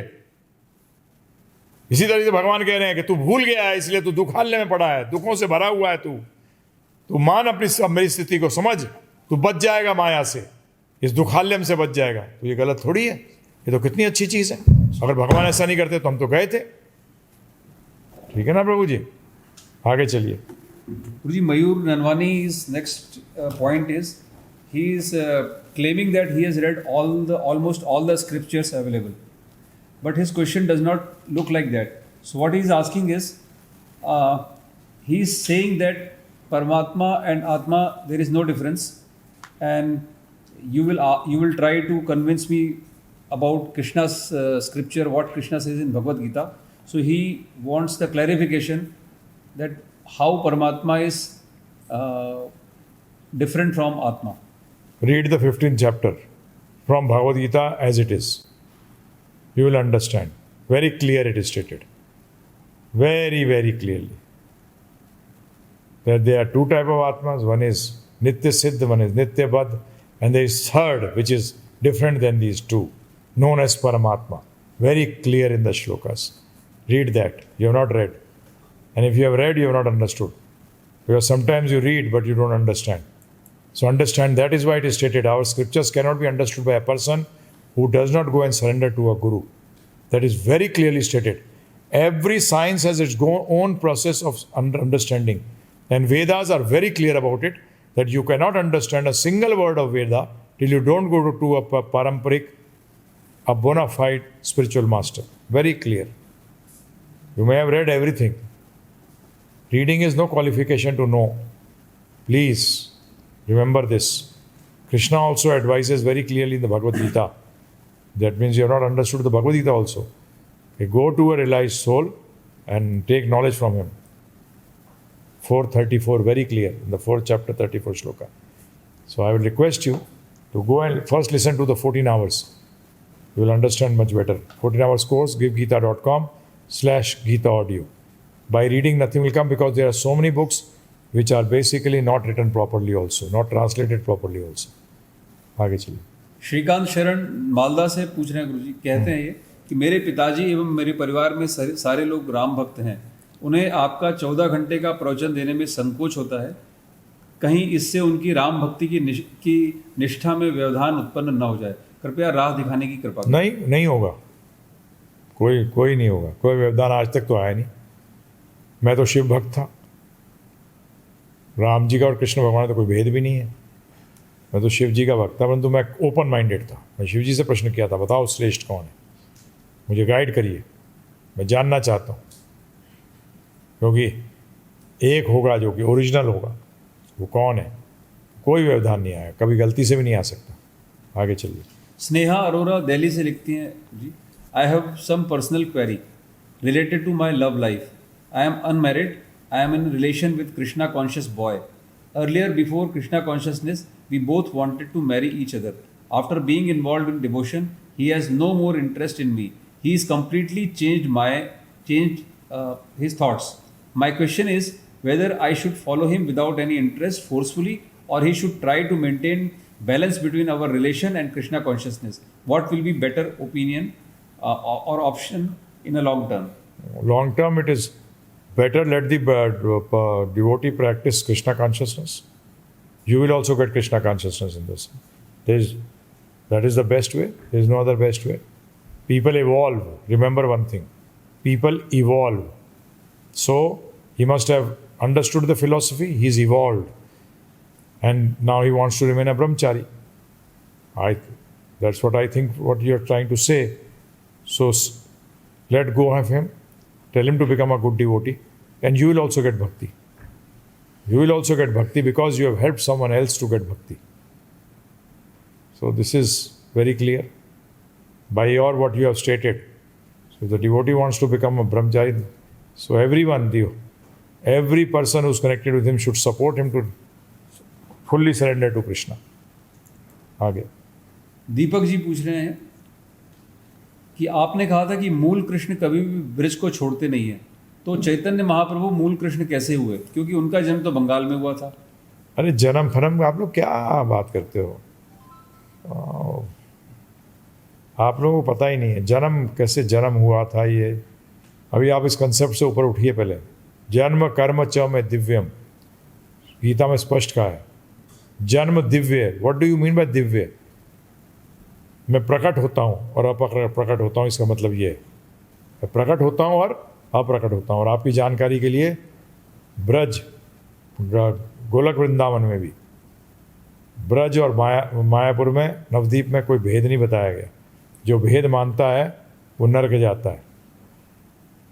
तो भगवान तो कहीं भी आ सकते हैं. तो इसलिए नवद्वीप मायापुर के अंदर भगवान हर समय है. वो गोलक में भी है. उनको वहाँ कहते हैं औदर्य धाम. क्या कहते हैं उसको? औदर्य धाम. कृपा का धाम है वो. आगे. इनका दूसरा प्रश्न है, पहले आप कहते थे कि हम कृष्ण के अंश हैं, और गीता में भी यही लिखा है कि हम सब कृष्ण के अंश हैं, लेकिन उस दिन बलराम जयंती में आपने कहा कि हम सब बलराम जी की आत्मा हैं. ये विरोधाभास कैसे हुआ? विरोधाभास कहाँ है? अरे विरोधाभास नहीं. जब ये हिंदुओं के साथ यही प्रॉब्लम होती है, जब ज़्यादा एक्सप्लेन कर दो तो फंस जाते हैं. कहाँ है बलराम जी और कृष्ण भगवान में भेद? बताइए आप मुझे. बलराम जी की उत्पत्ति, बलराम जी का क्या बताएं, पहला विस्तार किसका है? कृष्ण भगवान का।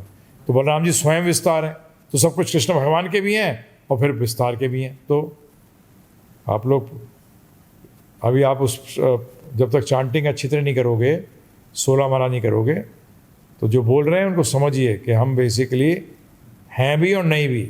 इसी को कहते हैं अचिंत्य भेदाभेद तत्व।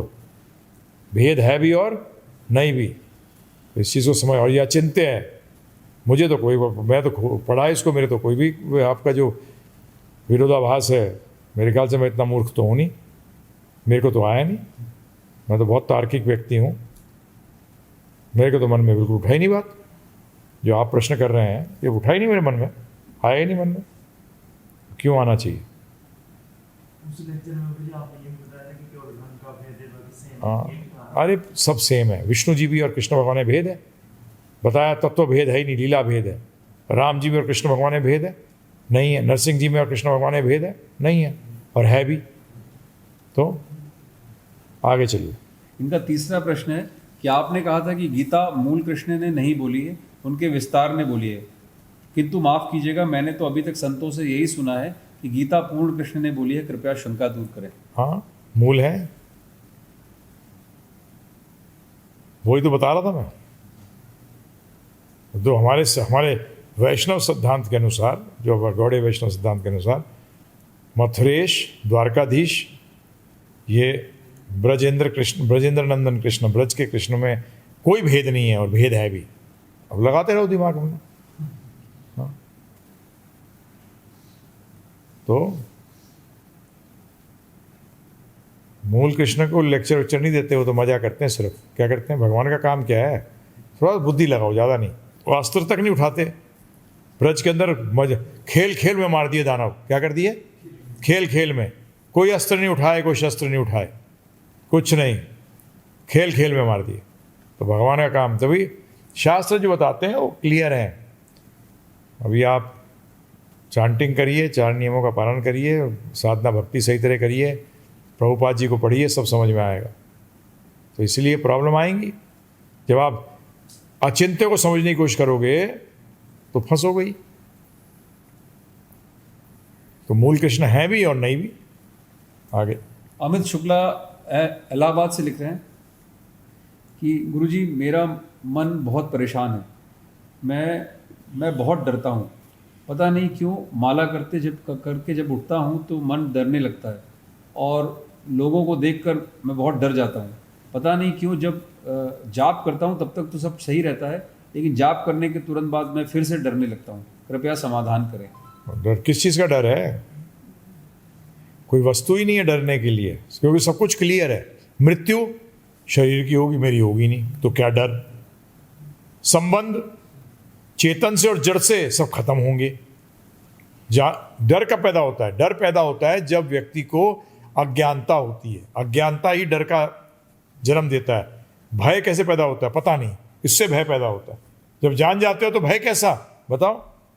तो अभी आप चांटिंग करिए, पढ़िए प्रभुपाद जी को, सुनिए, हमको प्रभुपाद जी को सुनिए, आपको पता लगेगा, डर गायब हो जाएगा। बिकॉज शास्त्र साफ कह रहे हैं, गीता कह रही है क्या, स्वल्प अपि यस्य धर्मस्य त्रायतो महतो भयात्। बड़े से बड़े भय खत्म हो जाते हैं। तो भय तो जब ही आता है जब अंधकार होता है। अंधकार का मतलब पता नहीं होता। भय कैसे पैदा होता है बताइए आप मुझे? पता नहीं। अज्ञानता से, पता नहीं, इसलिए भय होता है। पता क्या? पता नहीं है। मैं तो सब कुछ मालूम है, हमें सब कुछ मालूम है, हम सब समझ गए। तो इसको समझने की कोशिश करिए। मृत्यु किसी प्रकार की भी, यही भय का कारण है। पैसा खत्म हो जाएगा, ये हो जाएगा, वो, मृत्यु ही तो है सब कुछ। आगे क्या होगा? अरे हमारे हिंदी में तो कहावत है, अरे क्यों रो रहा है, नाई से पूछे कितने बाल हैं, अभी कट रहे हैं, अभी सामने आ जाएंगे, देख लियो कितने बाल हैं, है ना जी? तो क्यों टेंशन करनी उसके लिए? तो इसलिए इस तरीके से डर को गायब कर दो। भौतिक जगत में सब चीज नाशवान है, क्लियर है हमें एकदम। इसलिए हम किसी से आसक्ति लगाते ही नहीं, अपना जो काम करना है कर रहे हैं, आसक्ति लगाते हैं कृष्ण भगवान से। आगे चलिए। इनका एक दूसरा प्रश्न है गुरुजी, ये कहते हैं कि आपने अपने एक लेक्चर में कहा था कि कुंडली देखकर मैं बता सकता हूँ कि आपकी कुंडली में क्या है। तो मेरी 2 छोटी छोटी बेटियां हैं और मैं बहुत परेशान हूँ, तो क्या आप मुझे देखकर बता सकते हैं कि मेरे भाग्य में क्या है? नहीं, वो छोड़ दिया मैंने देखना, कोई फायदा नहीं है उसका, उसका कोई लाभ नहीं है।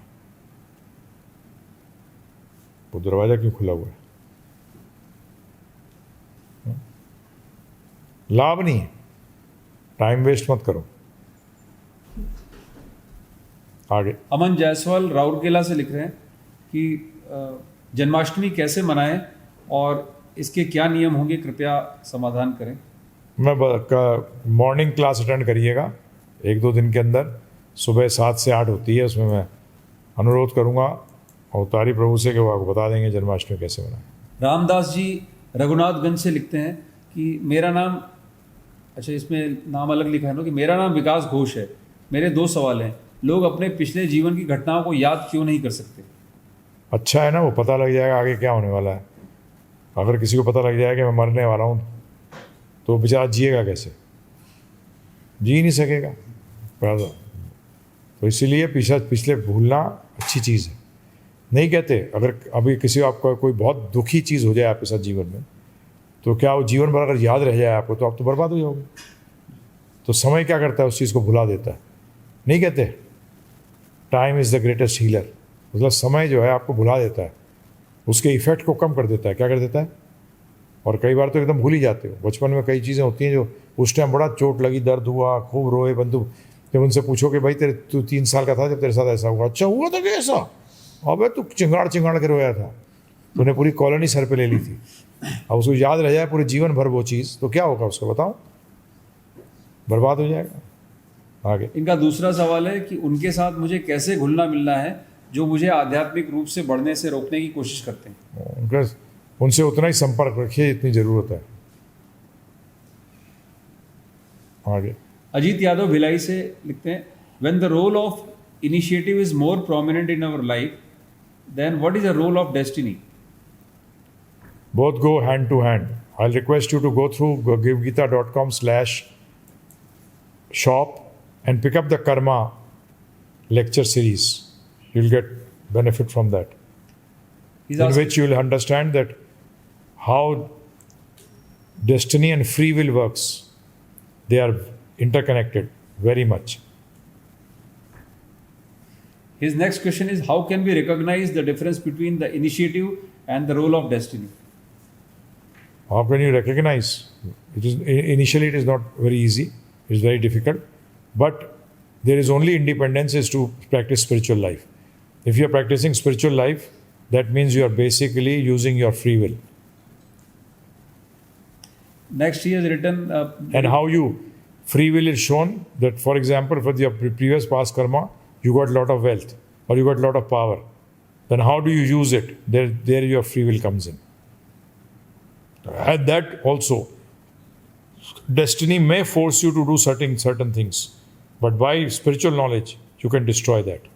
Certain wrong things that can be destroyed by spiritual knowledge. By the sword of knowledge, you can change. Spiritual knowledge, not by any material means. Okay. he is writing English saying, very popular prayer of Christian, which is he's writing, give me strength to change the things that I can, give me endurance to accept the things that I cannot change, and give me the wisdom to know the difference between these two. So he wants to know the meaning of this. क्या? Prayer, give me strength to change the things I can, give me the endurance to accept the things that I cannot. He is already given. According to our philosophy, Krishna has provided this to us.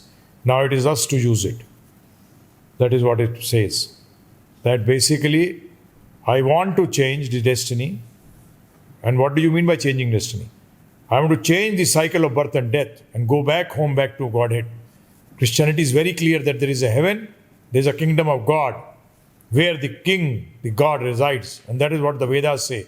Vaikuntha is there, where there is Lord Shri Krishna is residing, and our work is to go back home, back to Godhead. So when you take up Christian philosophy also, at least it is a theistic philosophy, very strongly theistic philosophy, where it states that there is a kingdom of God, and that's what we say. In Vedas also, Vaikuntha is a kingdom of God. Let us work together and go back home, back to Godhead.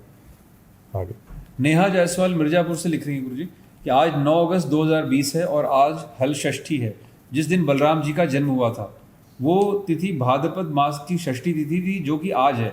लेकिन गुरुजी, हम लोगों ने श्रावण पूर्णिमा को ही बलराम जयंती का व्रत रखा। ये सही है, हमने जो रखा है वो सही है, ये दूसरा वाला जो है ये गड़बड़ है। आगे चलिए। हमारे गौड़ेश वैष्णव संप्रदाय के अंदर वही मानी जाती है, जो पूर्णिमा भाद्र पूर्णिमा निकली है वही मानी जाती है बलराम जी का अपीयरेंस। उसके लिए जीव गोस्वामी जी ने पूरा तर्क भी दिया है, तो मेरे पास समय नहीं है अभी, तो बस तो ये समझ लीजिए उन्होंने कहा है वो सही है। हो सकता है किसी और कल्प के अंदर या चतुर्युग के अंदर ऐसा हुआ हो, परंतु इस कल्प के अंदर जो कहा गया है वो सही है।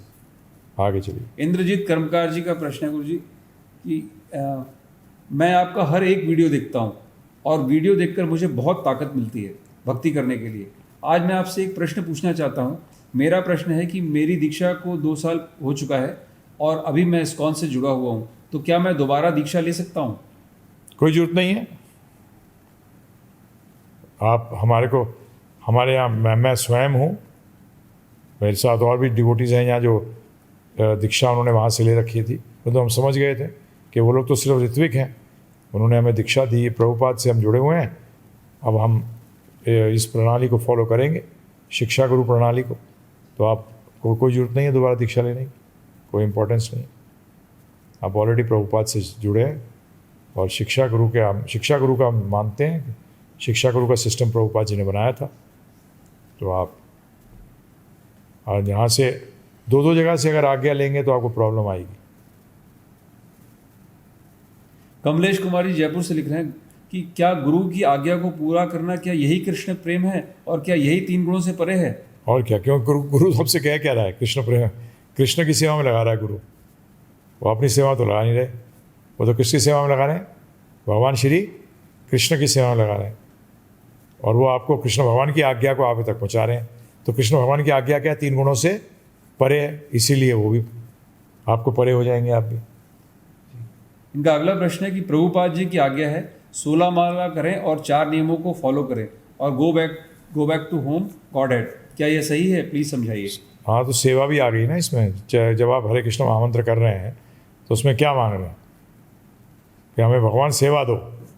तो प्रभुपाद जी ने हम सबको चांस दिया है सेवा करने का, हम मिल के साथ सेवा कर रहे हैं, प्रचार कर रहे हैं। चैतन्य महाप्रभु ने आज्ञा दी है, जा रहे देखो तो आए कहो कृष्ण उपदेश, कृष्ण भगवान का उपदेश जन जन तक पहुंचा रहे हैं, हर जीव तक पहुंचा रहे हैं।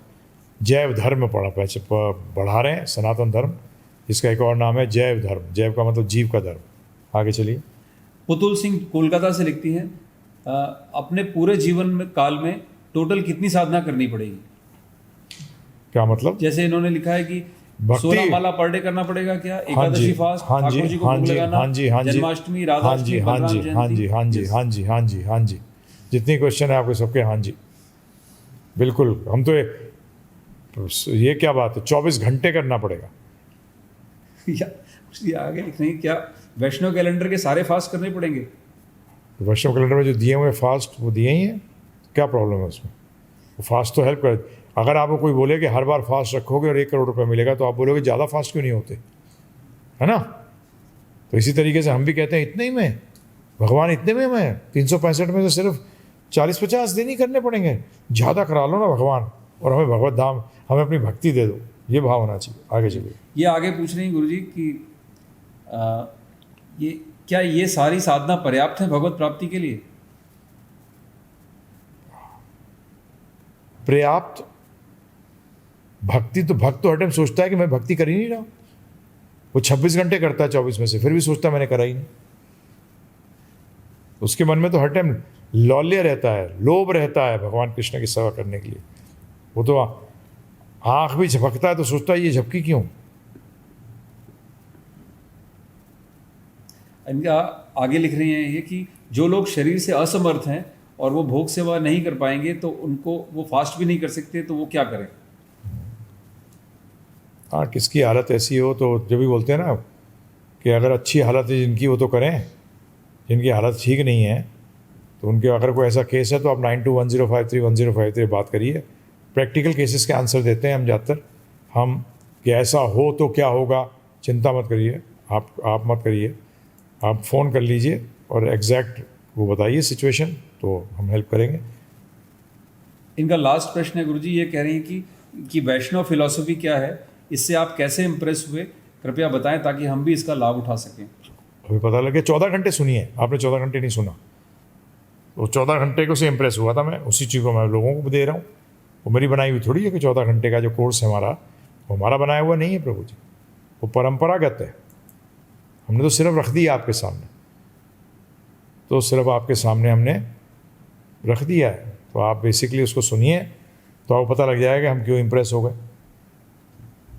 Amarsh Gautam is asking, I am not Dikshit, hence I cannot do Laddu Gopal Arch Vigrah worship. So how can I do Abhishek on Janmashtami? Call up 9210531053। His next, sorry. हाँ जी, you can do Abhishek, no problems, आगे चलिए। His next question is, I am a student, when should I celebrate Janmashtami? Some people are saying that brahmacharis will celebrate on 11th and married people on 12th. Is it true? Bogus bogus bogus.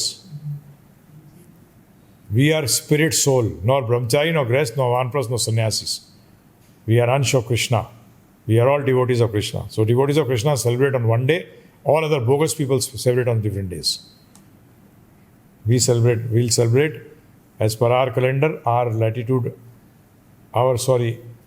longitude. Our longitude, it is on 12th of August.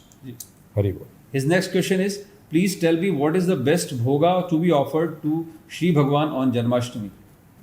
He likes everything, but he likes Karela, he likes Makhan Mishri. Karela also, he loves Karela. And there's also Neem Chada. Offer him Karela, offer him this, make different items. He likes everything. He likes the love in that preparation. He does not like preparations, he likes the love in the preparation. You will say he likes Karela, that is so kadwa. But your mithas is there, na? Your love is there. That is most mitha. That is more than Amrit. That makes the Karela also sweet. That's why he loves it. Hemendra Prasad Gautam is writing from Savai Madhopur. ये कहते हैं गुरुजी, न्यायालय जब किसी को फांसी की सजा देता है तो वो किस आधार पर देता है, कि संविधान का क्या है, वो तो अल्पबुद्धि मनुष्यों ने लिखा है। उससे मैं तो लॉयर तो हूँ नहीं, मैं तो मैं क्या बताऊँ ना, मैंने कॉन्स्टिट्यूशन लिखा, परंतु हमारे शास्त्र कहते हैं अगर किसी ने कत्ल किया है तो उसको अगर मौत की सज़ा मिलती है तो वो इसी जन्म के अंदर उस कर्म से मुक्त हो जाएगा, नहीं तो मारा जाएगा और बुरी हालत होगी। आगे मनीष बसेटा पाली से लिखते हैं, यदि कोई अवैध तरीके से जमीन हड़प ले और कोई दूसरा व्यक्ति उसकी हत्या कर दे तो क्या यह उचित है, उसे पाप लगेगा या नहीं? नहीं, ये सब चक्कर नहीं करने चाहिए। पहली बात तो हम किस लिए ज़मीन चाह रहे हैं, क्यों हत्या कर रहे हैं? अपने लिए, इंद्र तृप्ति के लिए। जब ही क्या कहा है शास्त्रों ने, भक्ति में उतना ही रखो जितना ज़रूरी है, बस ख़त्म। ये हत्या पात्या के चक्कर में क्यों पड़ना? तो क्षत्रिय हो आप, ना आपको ऊपर से कोई सैंक्शन है, तो ये गलत चीज़ है। मंगल सिंह नेगी देहरादून से लिखते हैं, मेरी माँ का देहांत काफ़ी समय पहले श्री कृष्ण जन्माष्टमी के दिन हो गया था। उस दिन से परिवार में कोई भी जन्माष्टमी का व्रत नहीं रखता, क्योंकि परिजनों का कहना है कि अब हमारा यह व्रत छूट गया है और अब हम यह व्रत तभी रख सकते हैं जब जन्माष्टमी के दिन ही परिवार में कोई बच्चा जन्म ले या गाय अपने बच्चे को जन्म दे, तभी यह व्रत रखा जा सकता है। क्या यह सही है? कृपया मार्गदर्शन करें। बहुत हिंदुस्तान में गाय हैं जिनका जन्म हो गया जन्माष्टमी के दिन, क्या टेंशन कर रहे हो? हैं? बेकार की बातें हैं ये कि जन्माष्टमी जन्म हुआ इसलिए वो, कई लोग कहते हैं एकादशी को जन्म हुआ इसलिए भगवत धाम पहुंच गए, जन्माष्टमी जन्म हुआ इसलिए वे भक्त है। कुछ नहीं है ऐसा, शास्त्रों में कहीं लिखा है ऐसा। हाँ, भक्त बनना पड़ता है और ये सब बेकार है। जन्माष्टमी का व्रत रखिएगा, कभी ज़िंदगी में छोड़िएगा। और बहुत गायों के बछड़े पैदा हो चुके हैं जन्माष्टमी के दिन। हाँ, बच्चे ही पैदा होंगे। पता लगा आपकी वो जो मरे हैं वही पैदा हुई होंगी कहीं उसी दिन जन्माष्टमी के दिन, तो क्या कर लोगे? तो ये सब बेकार का चक्कर है, ये सब ये बेवकूफ़ बनाने का है। व्रत रखना नहीं चाहते। हाँ, मन के ढकोसले हैं ये, मत फंसो इसमें। आगे चलिए। दिनेश मोहंती भुवनेश्वर से लिख रहे हैं, गुरुजी आपने मेरे पिछले प्रश्न के उत्तर में कहा था कि मैं पीएचडी कर लूं, हमारे कॉलेज में प्लेसमेंट टाइम हो रहा है, मैं कंपनी के इंटरव्यू के लिए प्रिपेयर करूं और मिल जाने पर छोड़ दूं या सिर्फ पीएचडी के लिए प्रिपेयर करूं? अरे पढ़ाई कराओ, कम पैसे में काम चलाओ, कॉरपोरेट में जाओगे गधे की तरह काम करोगे, 4 पूंछ वाले गधे बनोगे, क्या फायदा है? भक्ति करो, पीएचडी करोगे, लेक्चरर प्रोफेसर बनो और स्टूडेंट्स आएंगे, उनको प्रचार कर सकते हो, कितना लाभ कर सकते हो। कॉरपोरेट में किसका लाभ करोगे? ईर्ष्या के जंगल में फंस जाओगे, बुरी तरीके से निकल भी नहीं पाओगे कभी। चांस मिला है पीएचडी करो, लेक्चरर प्रोफेसर बनो, टीचर बनो, भक्ति के लिए भी आसान है, समय भी खूब मिलेगा, प्रचार भी कर सकते हो, टीचर की सुनते हैं। ठीक है ना प्रभु जी? तो ये पचकरे मत पढ़ो, ये पचड़े में बेकार का। आगे चलिए। ये आगे लिख रहे हैं कि घर में जरूरत से ज़्यादा मंजरी मिलती है तुलसी महारानी से, अब एक्स्ट्रा मंजरी को पड़ोस में बांट दूं या इस्कॉन के मंदिरों में दे आऊं? बांट दो, कहीं भी दोगे तो बांटना ही हुआ ना। कहीं भी दो जहाँ उनका रिस्पेक्ट हो, जहाँ उनको आदर किया जाए, उनको यूज़ किया जाए भगवान कृष्ण की सेवा में, सबसे ज़्यादा जरूरी है। आगे चलिए। एक प्रश्न है, एनोनिमस क्वेश्चन आया गुरु जी कि आपसे किसी ने ये कहा है कि वृंदावन में गीतालय बनाने के लिए, तो आपने कहा कि हमें बैठना नहीं, पर उन्होंने ये कब कहा कि वृंदावन में बैठ जाइए? क्योंकि गीतालय का कंस्ट्रक्शन तो कुरुक्षेत्र में ही होगा, तो वो वृंदावन में ही होगी, तो सेवा कैसे चेंज हो सकती है? समझ नहीं आया मुझे क्वेश्चन, क्लैरिटी नहीं है। तो हाँ, अब आप प्रभुपाद जी ने पहला मंदिर को वृंदावन में थोड़ी बनाया था, न्यूयॉर्क में बनाया था। कहाँ बनाया था? तो कहाँ पहला मंदिर बनाया था? तो अब ये तो बनने दीजिए पहले, फिर भगवान ने चाहा तो वही बन जाएगा। परंतु प्रभुपाद जी तो कहते थे उनके हर मंदिर ही वृंदावन, जहाँ भगवान जहाँ भक्त भगवान का गुणगान कर रहे हैं, भगवान कहते हैं मैं तो वहाँ हूँ। तो प्रभुपाद जी ने स्पष्ट रूप में कहा है। आगे चलिए। दीक्षांत Vora writing from Jaipur, as he told that only Brahman Dikshit can do Archa Vigraha Seva, but householders who are not Brahmin Dikshit doing the Seva, please clarify. They should take permission. They should not, actually. They should do Archa Vigraha Seva only of photo. They should not do. But they jump the Guru. वो गुरु से smart समझते हैं अपने आप को, तो मैं क्या करूँ उसमें? मैं तो कुछ नहीं कर सकता उसमें। कौन गुरु क्या करेगा? हर भगवान ने कह दिया यथ इच्छसि तथा करो, जैसी आपकी इच्छा वैसा करो। सब अपने मन से करते हैं ना प्रभु जी, जब भी तो प्रॉब्लम आती है, भक्ति में आगे बढ़ नहीं पाते तो प्रॉब्लम होती है। आगे चलिए। Dikshant Bora is writing next, Guruji I don't know my gotra, can I use Achyut as my gotra और should I use it after formal diksha? नहीं, you can use it, no problem. Aman Jaiswal is asking how to celebrate Janmashtami and what are the rules for celebrating Janmashtami? I've just given an answer that in the morning 7 to 8 class is there of Srimad Bhagavatam. Tomorrow or day after tomorrow, Avatari Prabhu will explain that how you can do it at home. Next question from Jaipur is, गुरुजी इतना सुनने और जानने के पश्चात भी गुरु साधु और शास्त्र के प्रति भक्ति में प्रगति करने के लिए आवश्यक दृढ़ विश्वास तथा पूर्ण श्रद्धा न उत्पन्न होने के पीछे क्या मूल कारण है? इस समस्या का सरलतम समाधान क्या है? अनर्थ, अभी भी भौतिक चीज़ों को सही समझना।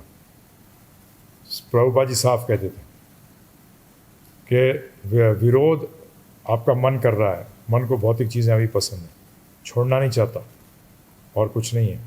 अभी आपने उसका मतलब समझा नहीं है, समझना पड़ेगा। देखिए दुनिया को अच्छी तरह समझिए। भौतिक दुनिया को आप समझ सकते हैं, अध्यात्म को समझने में टाइम लगेगा, परंतु भौतिक को समझ सकते हैं ना, और अध्यात्म के बारे में जान सकते हैं। जिससे क्या होगा कि हमारे अध्यात्म इतना अच्छा, इतना लोग अमेरिका जो जाते हैं, कई बार अमेरिका गए ही नहीं कभी ज़िंदगी में, परंतु यहाँ का देखते हैं स्थिति और अमेरिका की सुनते हैं तो यहाँ छोड़ के अमेरिका जाना चाहते हैं।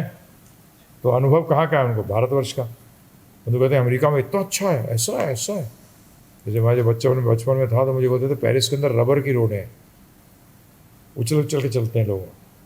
तो जब वहाँ गया तो वहाँ तो मैं देखी पत्थर की रोडें। तो बेसिक फैक्ट ये है कि आपको प्रेजेंट सिचुएशन को जानना पड़ेगा। क्या? तो आप प्रेजेंटली भौतिक जगत में जो है, इसके बारे में जो शास्त्र कह रहे हैं हमको कि बिल्कुल सही कह रहे हैं, तो उसका मतलब जो आध्यात्म के बारे में कह रहे हैं वो भी बिल्कुल सही होगा। या तो भौतिक के बारे में वो गलत कह रहे हो, तो भौतिक के बारे में तो बिल्कुल सही कह रहे हैं, तो उसका मतलब उनका बाकी कथन भी सही होगा। ऐसे देखते हो ना प्रभु जी? नहीं देखते। किस क्या तरीका है देखने का बताइए। तो इसलिए यही है, अब मन है, चांटिंग करिए ध्यानपूर्वक, और मन को बुद्धि, तलवार की, ज्ञान की तलवार कहा है भगवान ने, जब भी ज्ञान की जरूरत पड़ती है। आगे चलिए। रोहित सोरोड फरीदाबाद से लिखते हैं, एक विनती है आपसे कि एक बार श्री वृंदावन धाम के ऊपर लेक्चर देने की कृपा करें और वृंदावन धाम की महिमा बताएं। आपके मुखारबिंद से वृंदावन जी के ऊपर एक पूरा लेक्चर सुनना है। चलिए, जिस दिन भगवान और गुरुदेव प्रेरित करेंगे उस दिन सुना देंगे, जिस दिन आप भी सुनने लायक हो जाओगे, क्योंकि मैं कौन हूँ वृंदावन की महिमा बताने वाला। वृंदावन, श्री वृंदावन की महिमा तो अनंत है। आगे दूसरा इनका प्रश्न है कि वृंदावन धाम किसको मिलता है? क्या बिना श्री किशोरी जी की कृपा के बिना वृंदावन धाम में वास नहीं मिलता? गौरांग महाप्रभु की कृपा के बगैर नहीं मिलेगा। इनका तीसरा प्रश्न है, और ज्यादातर संत वृंदावन धाम में क्यों रहते हैं? ऐसा वहाँ क्या है जो वैष्णवों ने कहा कि वेद, उपनिषद और ब्रह्म जी भी नहीं समझा सकते, केवल श्री राधा कृष्ण के चरणों के दास ही उसे समझ सकते हैं? हाँ, बनो दास हो, समझ जाओ। जो चीज़ जैसे कि रस है, जो रसगुल्ले का जो टेस्ट है जिसको रस कहते हैं, वो कैसे जान सकते हो? खुद खाना पड़ेगा, क्या करना पड़ेगा? तो शुद्ध भक्त बनो, फिर जानो। आगे सुरजीत पसाग लिख रहे हैं, गुरुजी अपराध हमें व्यक्ति से दूर करता है, इनअटेंटिव चैंटिंग करने से भी नाम अपराध होता है, तो क्या इससे भी हम भक्ति से दूर हो जाते हैं? हाँ जी, अपराध आपको भक्ति से दूर करता है। आगे प्रतीक चौहान नागपुर से लिखते हैं, गुरुजी ऐसा लगता है कि बिना फुल टाइम ज्वाइन किए भक्ति कभी नहीं बढ़ेगी और 3 गुणों के चक्कर में ही जिंदगी गुजर जाएगी। क्या मैं सही समझ रहा हूँ? और बिल्कुल आपकी समझ एकदम डंके की चोट पे सही है। भगवान ने कहा है, मैं नहीं कह रहा। फिर आप कहोगे वृंदावन चंद्रदास जी बोल रहे हैं, मैं नहीं बोल रहा। आगे चलिए। ये कहना भक्ति में उल्लास नहीं आ पा रहा है, नाव हमेशा हिचकोले खाती रहती है, ऐसा लगता है कि कहीं जीवन समाप्त न हो जाए इस स्थिति में। हाँ। गुरुजी, तो ऐसी स्थिति में रीडिंग की हैबिट कैसे डालें? जबरदस्ती डालो। मन को तो जबरदस्ती करनी पड़ती है जी, मन को तो ज़बरदस्ती करना पड़ता है। मैं 1-2 पेज पढ़ूंगा ही पढ़ूंगा रोज, फिर 4 पढ़ूंगा ही पढ़ूंगा। जैसे हम 16 माला करते हैं कि करूंगा ही करूंगा, आज मन नहीं कर रहा, मन गया भाड़ में, मैं तो करूंगा ही 16 माला। मन की नहीं सुननी, मन को तो जूते लगाओ धन, जब चांस मिले तब ठोक दो उसको, बिल्कुल, तभी सही रहोगे। और उसको ठोकने का एक मतलब है उसकी बात में ही मानो, शास्त्र, गुरु साधु और शास्त्र की बात मानो। आगे अगला प्रश्न है इनका, गुरुजी क्या गीतालय में राधा श्याम सुंदर जी के भी विग्रह होंगे? अब जब जो आना चाहेंगे आएंगे। गौर निताई जी के तो हैं ही, राधा गोपश्रेष्ठ भी हैं। वो तो भगवान अपनी मर्जी से आते हैं, तो क्या है नहीं क्या अभी यहाँ? ये भी गलत है सोचना। ये तो हमारी सोच है, विग्रह होने के बाद भी नहीं होते और नहीं होने के बाद भी होते हैं। निमिषा जी पलवल से पूछ रही है कि वैकुंठ और गोलोक धाम में क्या अंतर है? क्या वैकुंठ में ऐश्वर्य का भाव होता है और गोलोक धाम में मैत्री या माधुर्य का भाव? कृपया मार्गदर्शन हाँ, करें। बोला ऐसी गया। ऐश्वर्य वृंदावन में भी है, परंतु उसके ऊपर माधुर्य का उत्प्रोत है। Mukesh Sharma from Jaipur is writing, I have asked some of my known person and some of my friends to donate for Geetalaya project, but they are saying that they will donate for the Ram Mandir which will be built in Ayodhya. How to convince these kind of people? What can I say? For establishing Ram Rajya, you'll have to establish the instructions of Ram. Till the instructions of Ramji does not reach people, Ram Raj will never come. He will never be considered a king. So what we are doing is, and what they are doing, they are doing. What we are doing is, we are spreading the message of Lord Ram, so that he becomes the Raja of your life. Yes, that is what we are doing. So ask them, what is more important today? Are there not many temples of Ramji? They are there. But some people will donate there, that's not a problem. That is their thinking. What can you do? Both are important. I'm not saying anything is not important, but that is also important. But For that, there may be millions of people donating from, but very few will understand that what is the instructions of Ramji and take them into their life and make their life run by Raja Ram. That is why Guru Maharaj used to say, temples should be places where you know the instructions of the Supreme Lord. That should be the temple. That temple should be complete like this. So that is very important. Tell them to donate there also, donate something here also. आगे रवि कुमार हजारीबाग से पूछ रहे हैं, मैं प्रभुपाद जी की books पढ़ना चाहता हूँ, मुझे मार्गदर्शन कीजिए कि उनके कौन कौन से बुक्स पढ़ना और उनके कहाँ से शुरू करूँ और हाँ उसको जी। खरीदूँ कहाँ से? हाँ, तो भैया हमारे साइट पे जाइए givegita.com/diksha पे आपको रिजल्ट पता लगेगा कि कौन सी किताबें कब कब कैसे पढ़नी चाहिए. सारी डिटेल्स हैं वहाँ. आगे चलिए. Aditya Muralidharan Nair from Mumbai is asking, according to the scriptures how a Vaishnava marriage to be performed? Simple. It is a very simple marriage. Very simple. His second question is, in this busy world where people are engaged in various material activities, how can a Krishna conscious devotee engage in a spiritual activities such as reading Srila Prabhupada books, offering prayers, thoughts, etc.? No, I do not know. To be very honest, I do not know. The only way which have been taught to us by the Shastras for people working outside, I am a little blunt on this, it may not look nice. He says that very clearly that 50% of your income should be given for spreading the message of the Lord. 25% you should live on and 25% you should save. That is what has been stated. Then you can make your life Krishna consciousness outside. Otherwise it is not possible. I am sorry, that's what the Shastras say. 50% has to be given. That is very clear. And Prabhupada also set up a system that he would only give, if someone was working outside, he will only give position to that person to lead ISKCON in some way or the other.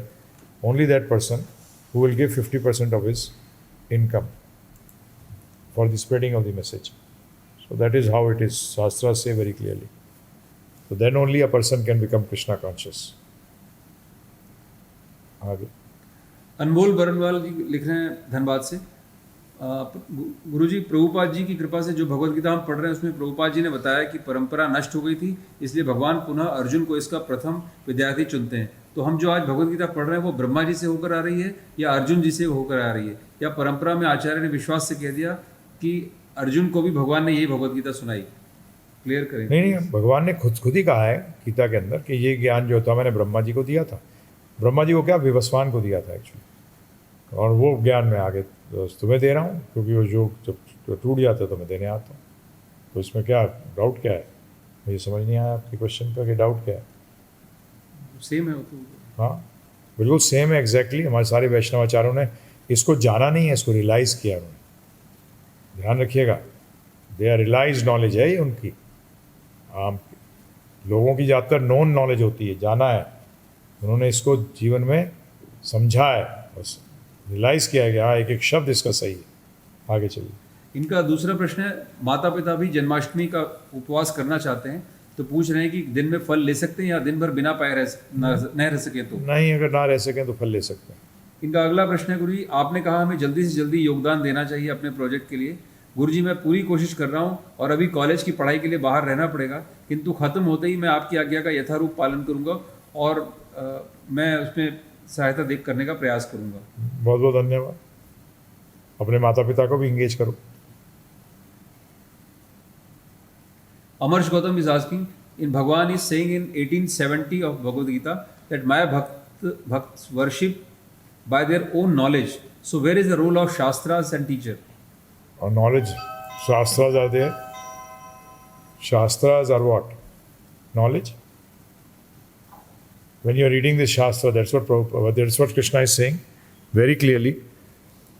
He says, I'll just read out the exact shloka. Who studies this sacred conversation of ours, worships me by his intelligence. What is this sacred conversation? Is Shastra or not? So, it's very clear what is the problem in this. Anonymous from Guwahati is asking, various kings have come in the past in India to destroy temples like Ayodhya. Similar is the case with Mathura and Kashi. So should organizations launch campaign to free our temples also? I personally feel that it will automatically get freed if you basically make people aware of the knowledge of Hinduism. People are not aware of the knowledge of Sanatan Dharma. People who call themselves Hindu do not know what is H. They do not know how this word came about. They do not know what Sanatan Dharma is. They've got no inkling. They have no inkling to study it also. So what are you talking about temples? What will temples do? You have to change the consciousness of the people and the temple will come automatically. It should not be that the temple comes first and the consciousness comes later. The consciousness should create the temple. You should become a real Ram Bhakt, Krishna Bhakt. Otherwise, temples will be there, but you will be destroyed. Your consciousness is already destroyed. Already we are not, in any way we are not the real Indians. Real Indians means the person who is based on the Vedas, who lives his life according to the Vedas. We are already Westerners. We have got only Western thoughts. Where do we have Indian thought? Tell me, where do we have Vedic thought? Do we have Vedic thoughts? We are totally Westernized. We are living on, and we think we are Hindus. How can you say that? That is what the movement is all about. This give, we are trying this. To bring the original consciousness of India back, that cultural heritage of India back to the lives of people. That's what our interest is. That thought process, which is most important. You can change a person's outside, but can you change? You have to change his thought. That is more important, is it not? More important to change the thought, the way he thinks, what a person thinks. That thinking has been distorted, has been finished. So that is most important thing. So I request you, please bring back that original consciousness which we were with the Vedas talk about, the Krishna consciousness. Thank you. Next question from Anonymous Guwahati is, should we worship Mata Saraswati ji before reading Bhagavatam Puran? There is basically, there are two shlokas mentioned which have to be recited before you read Srimad Bhagavatam, which we will try to post on the website.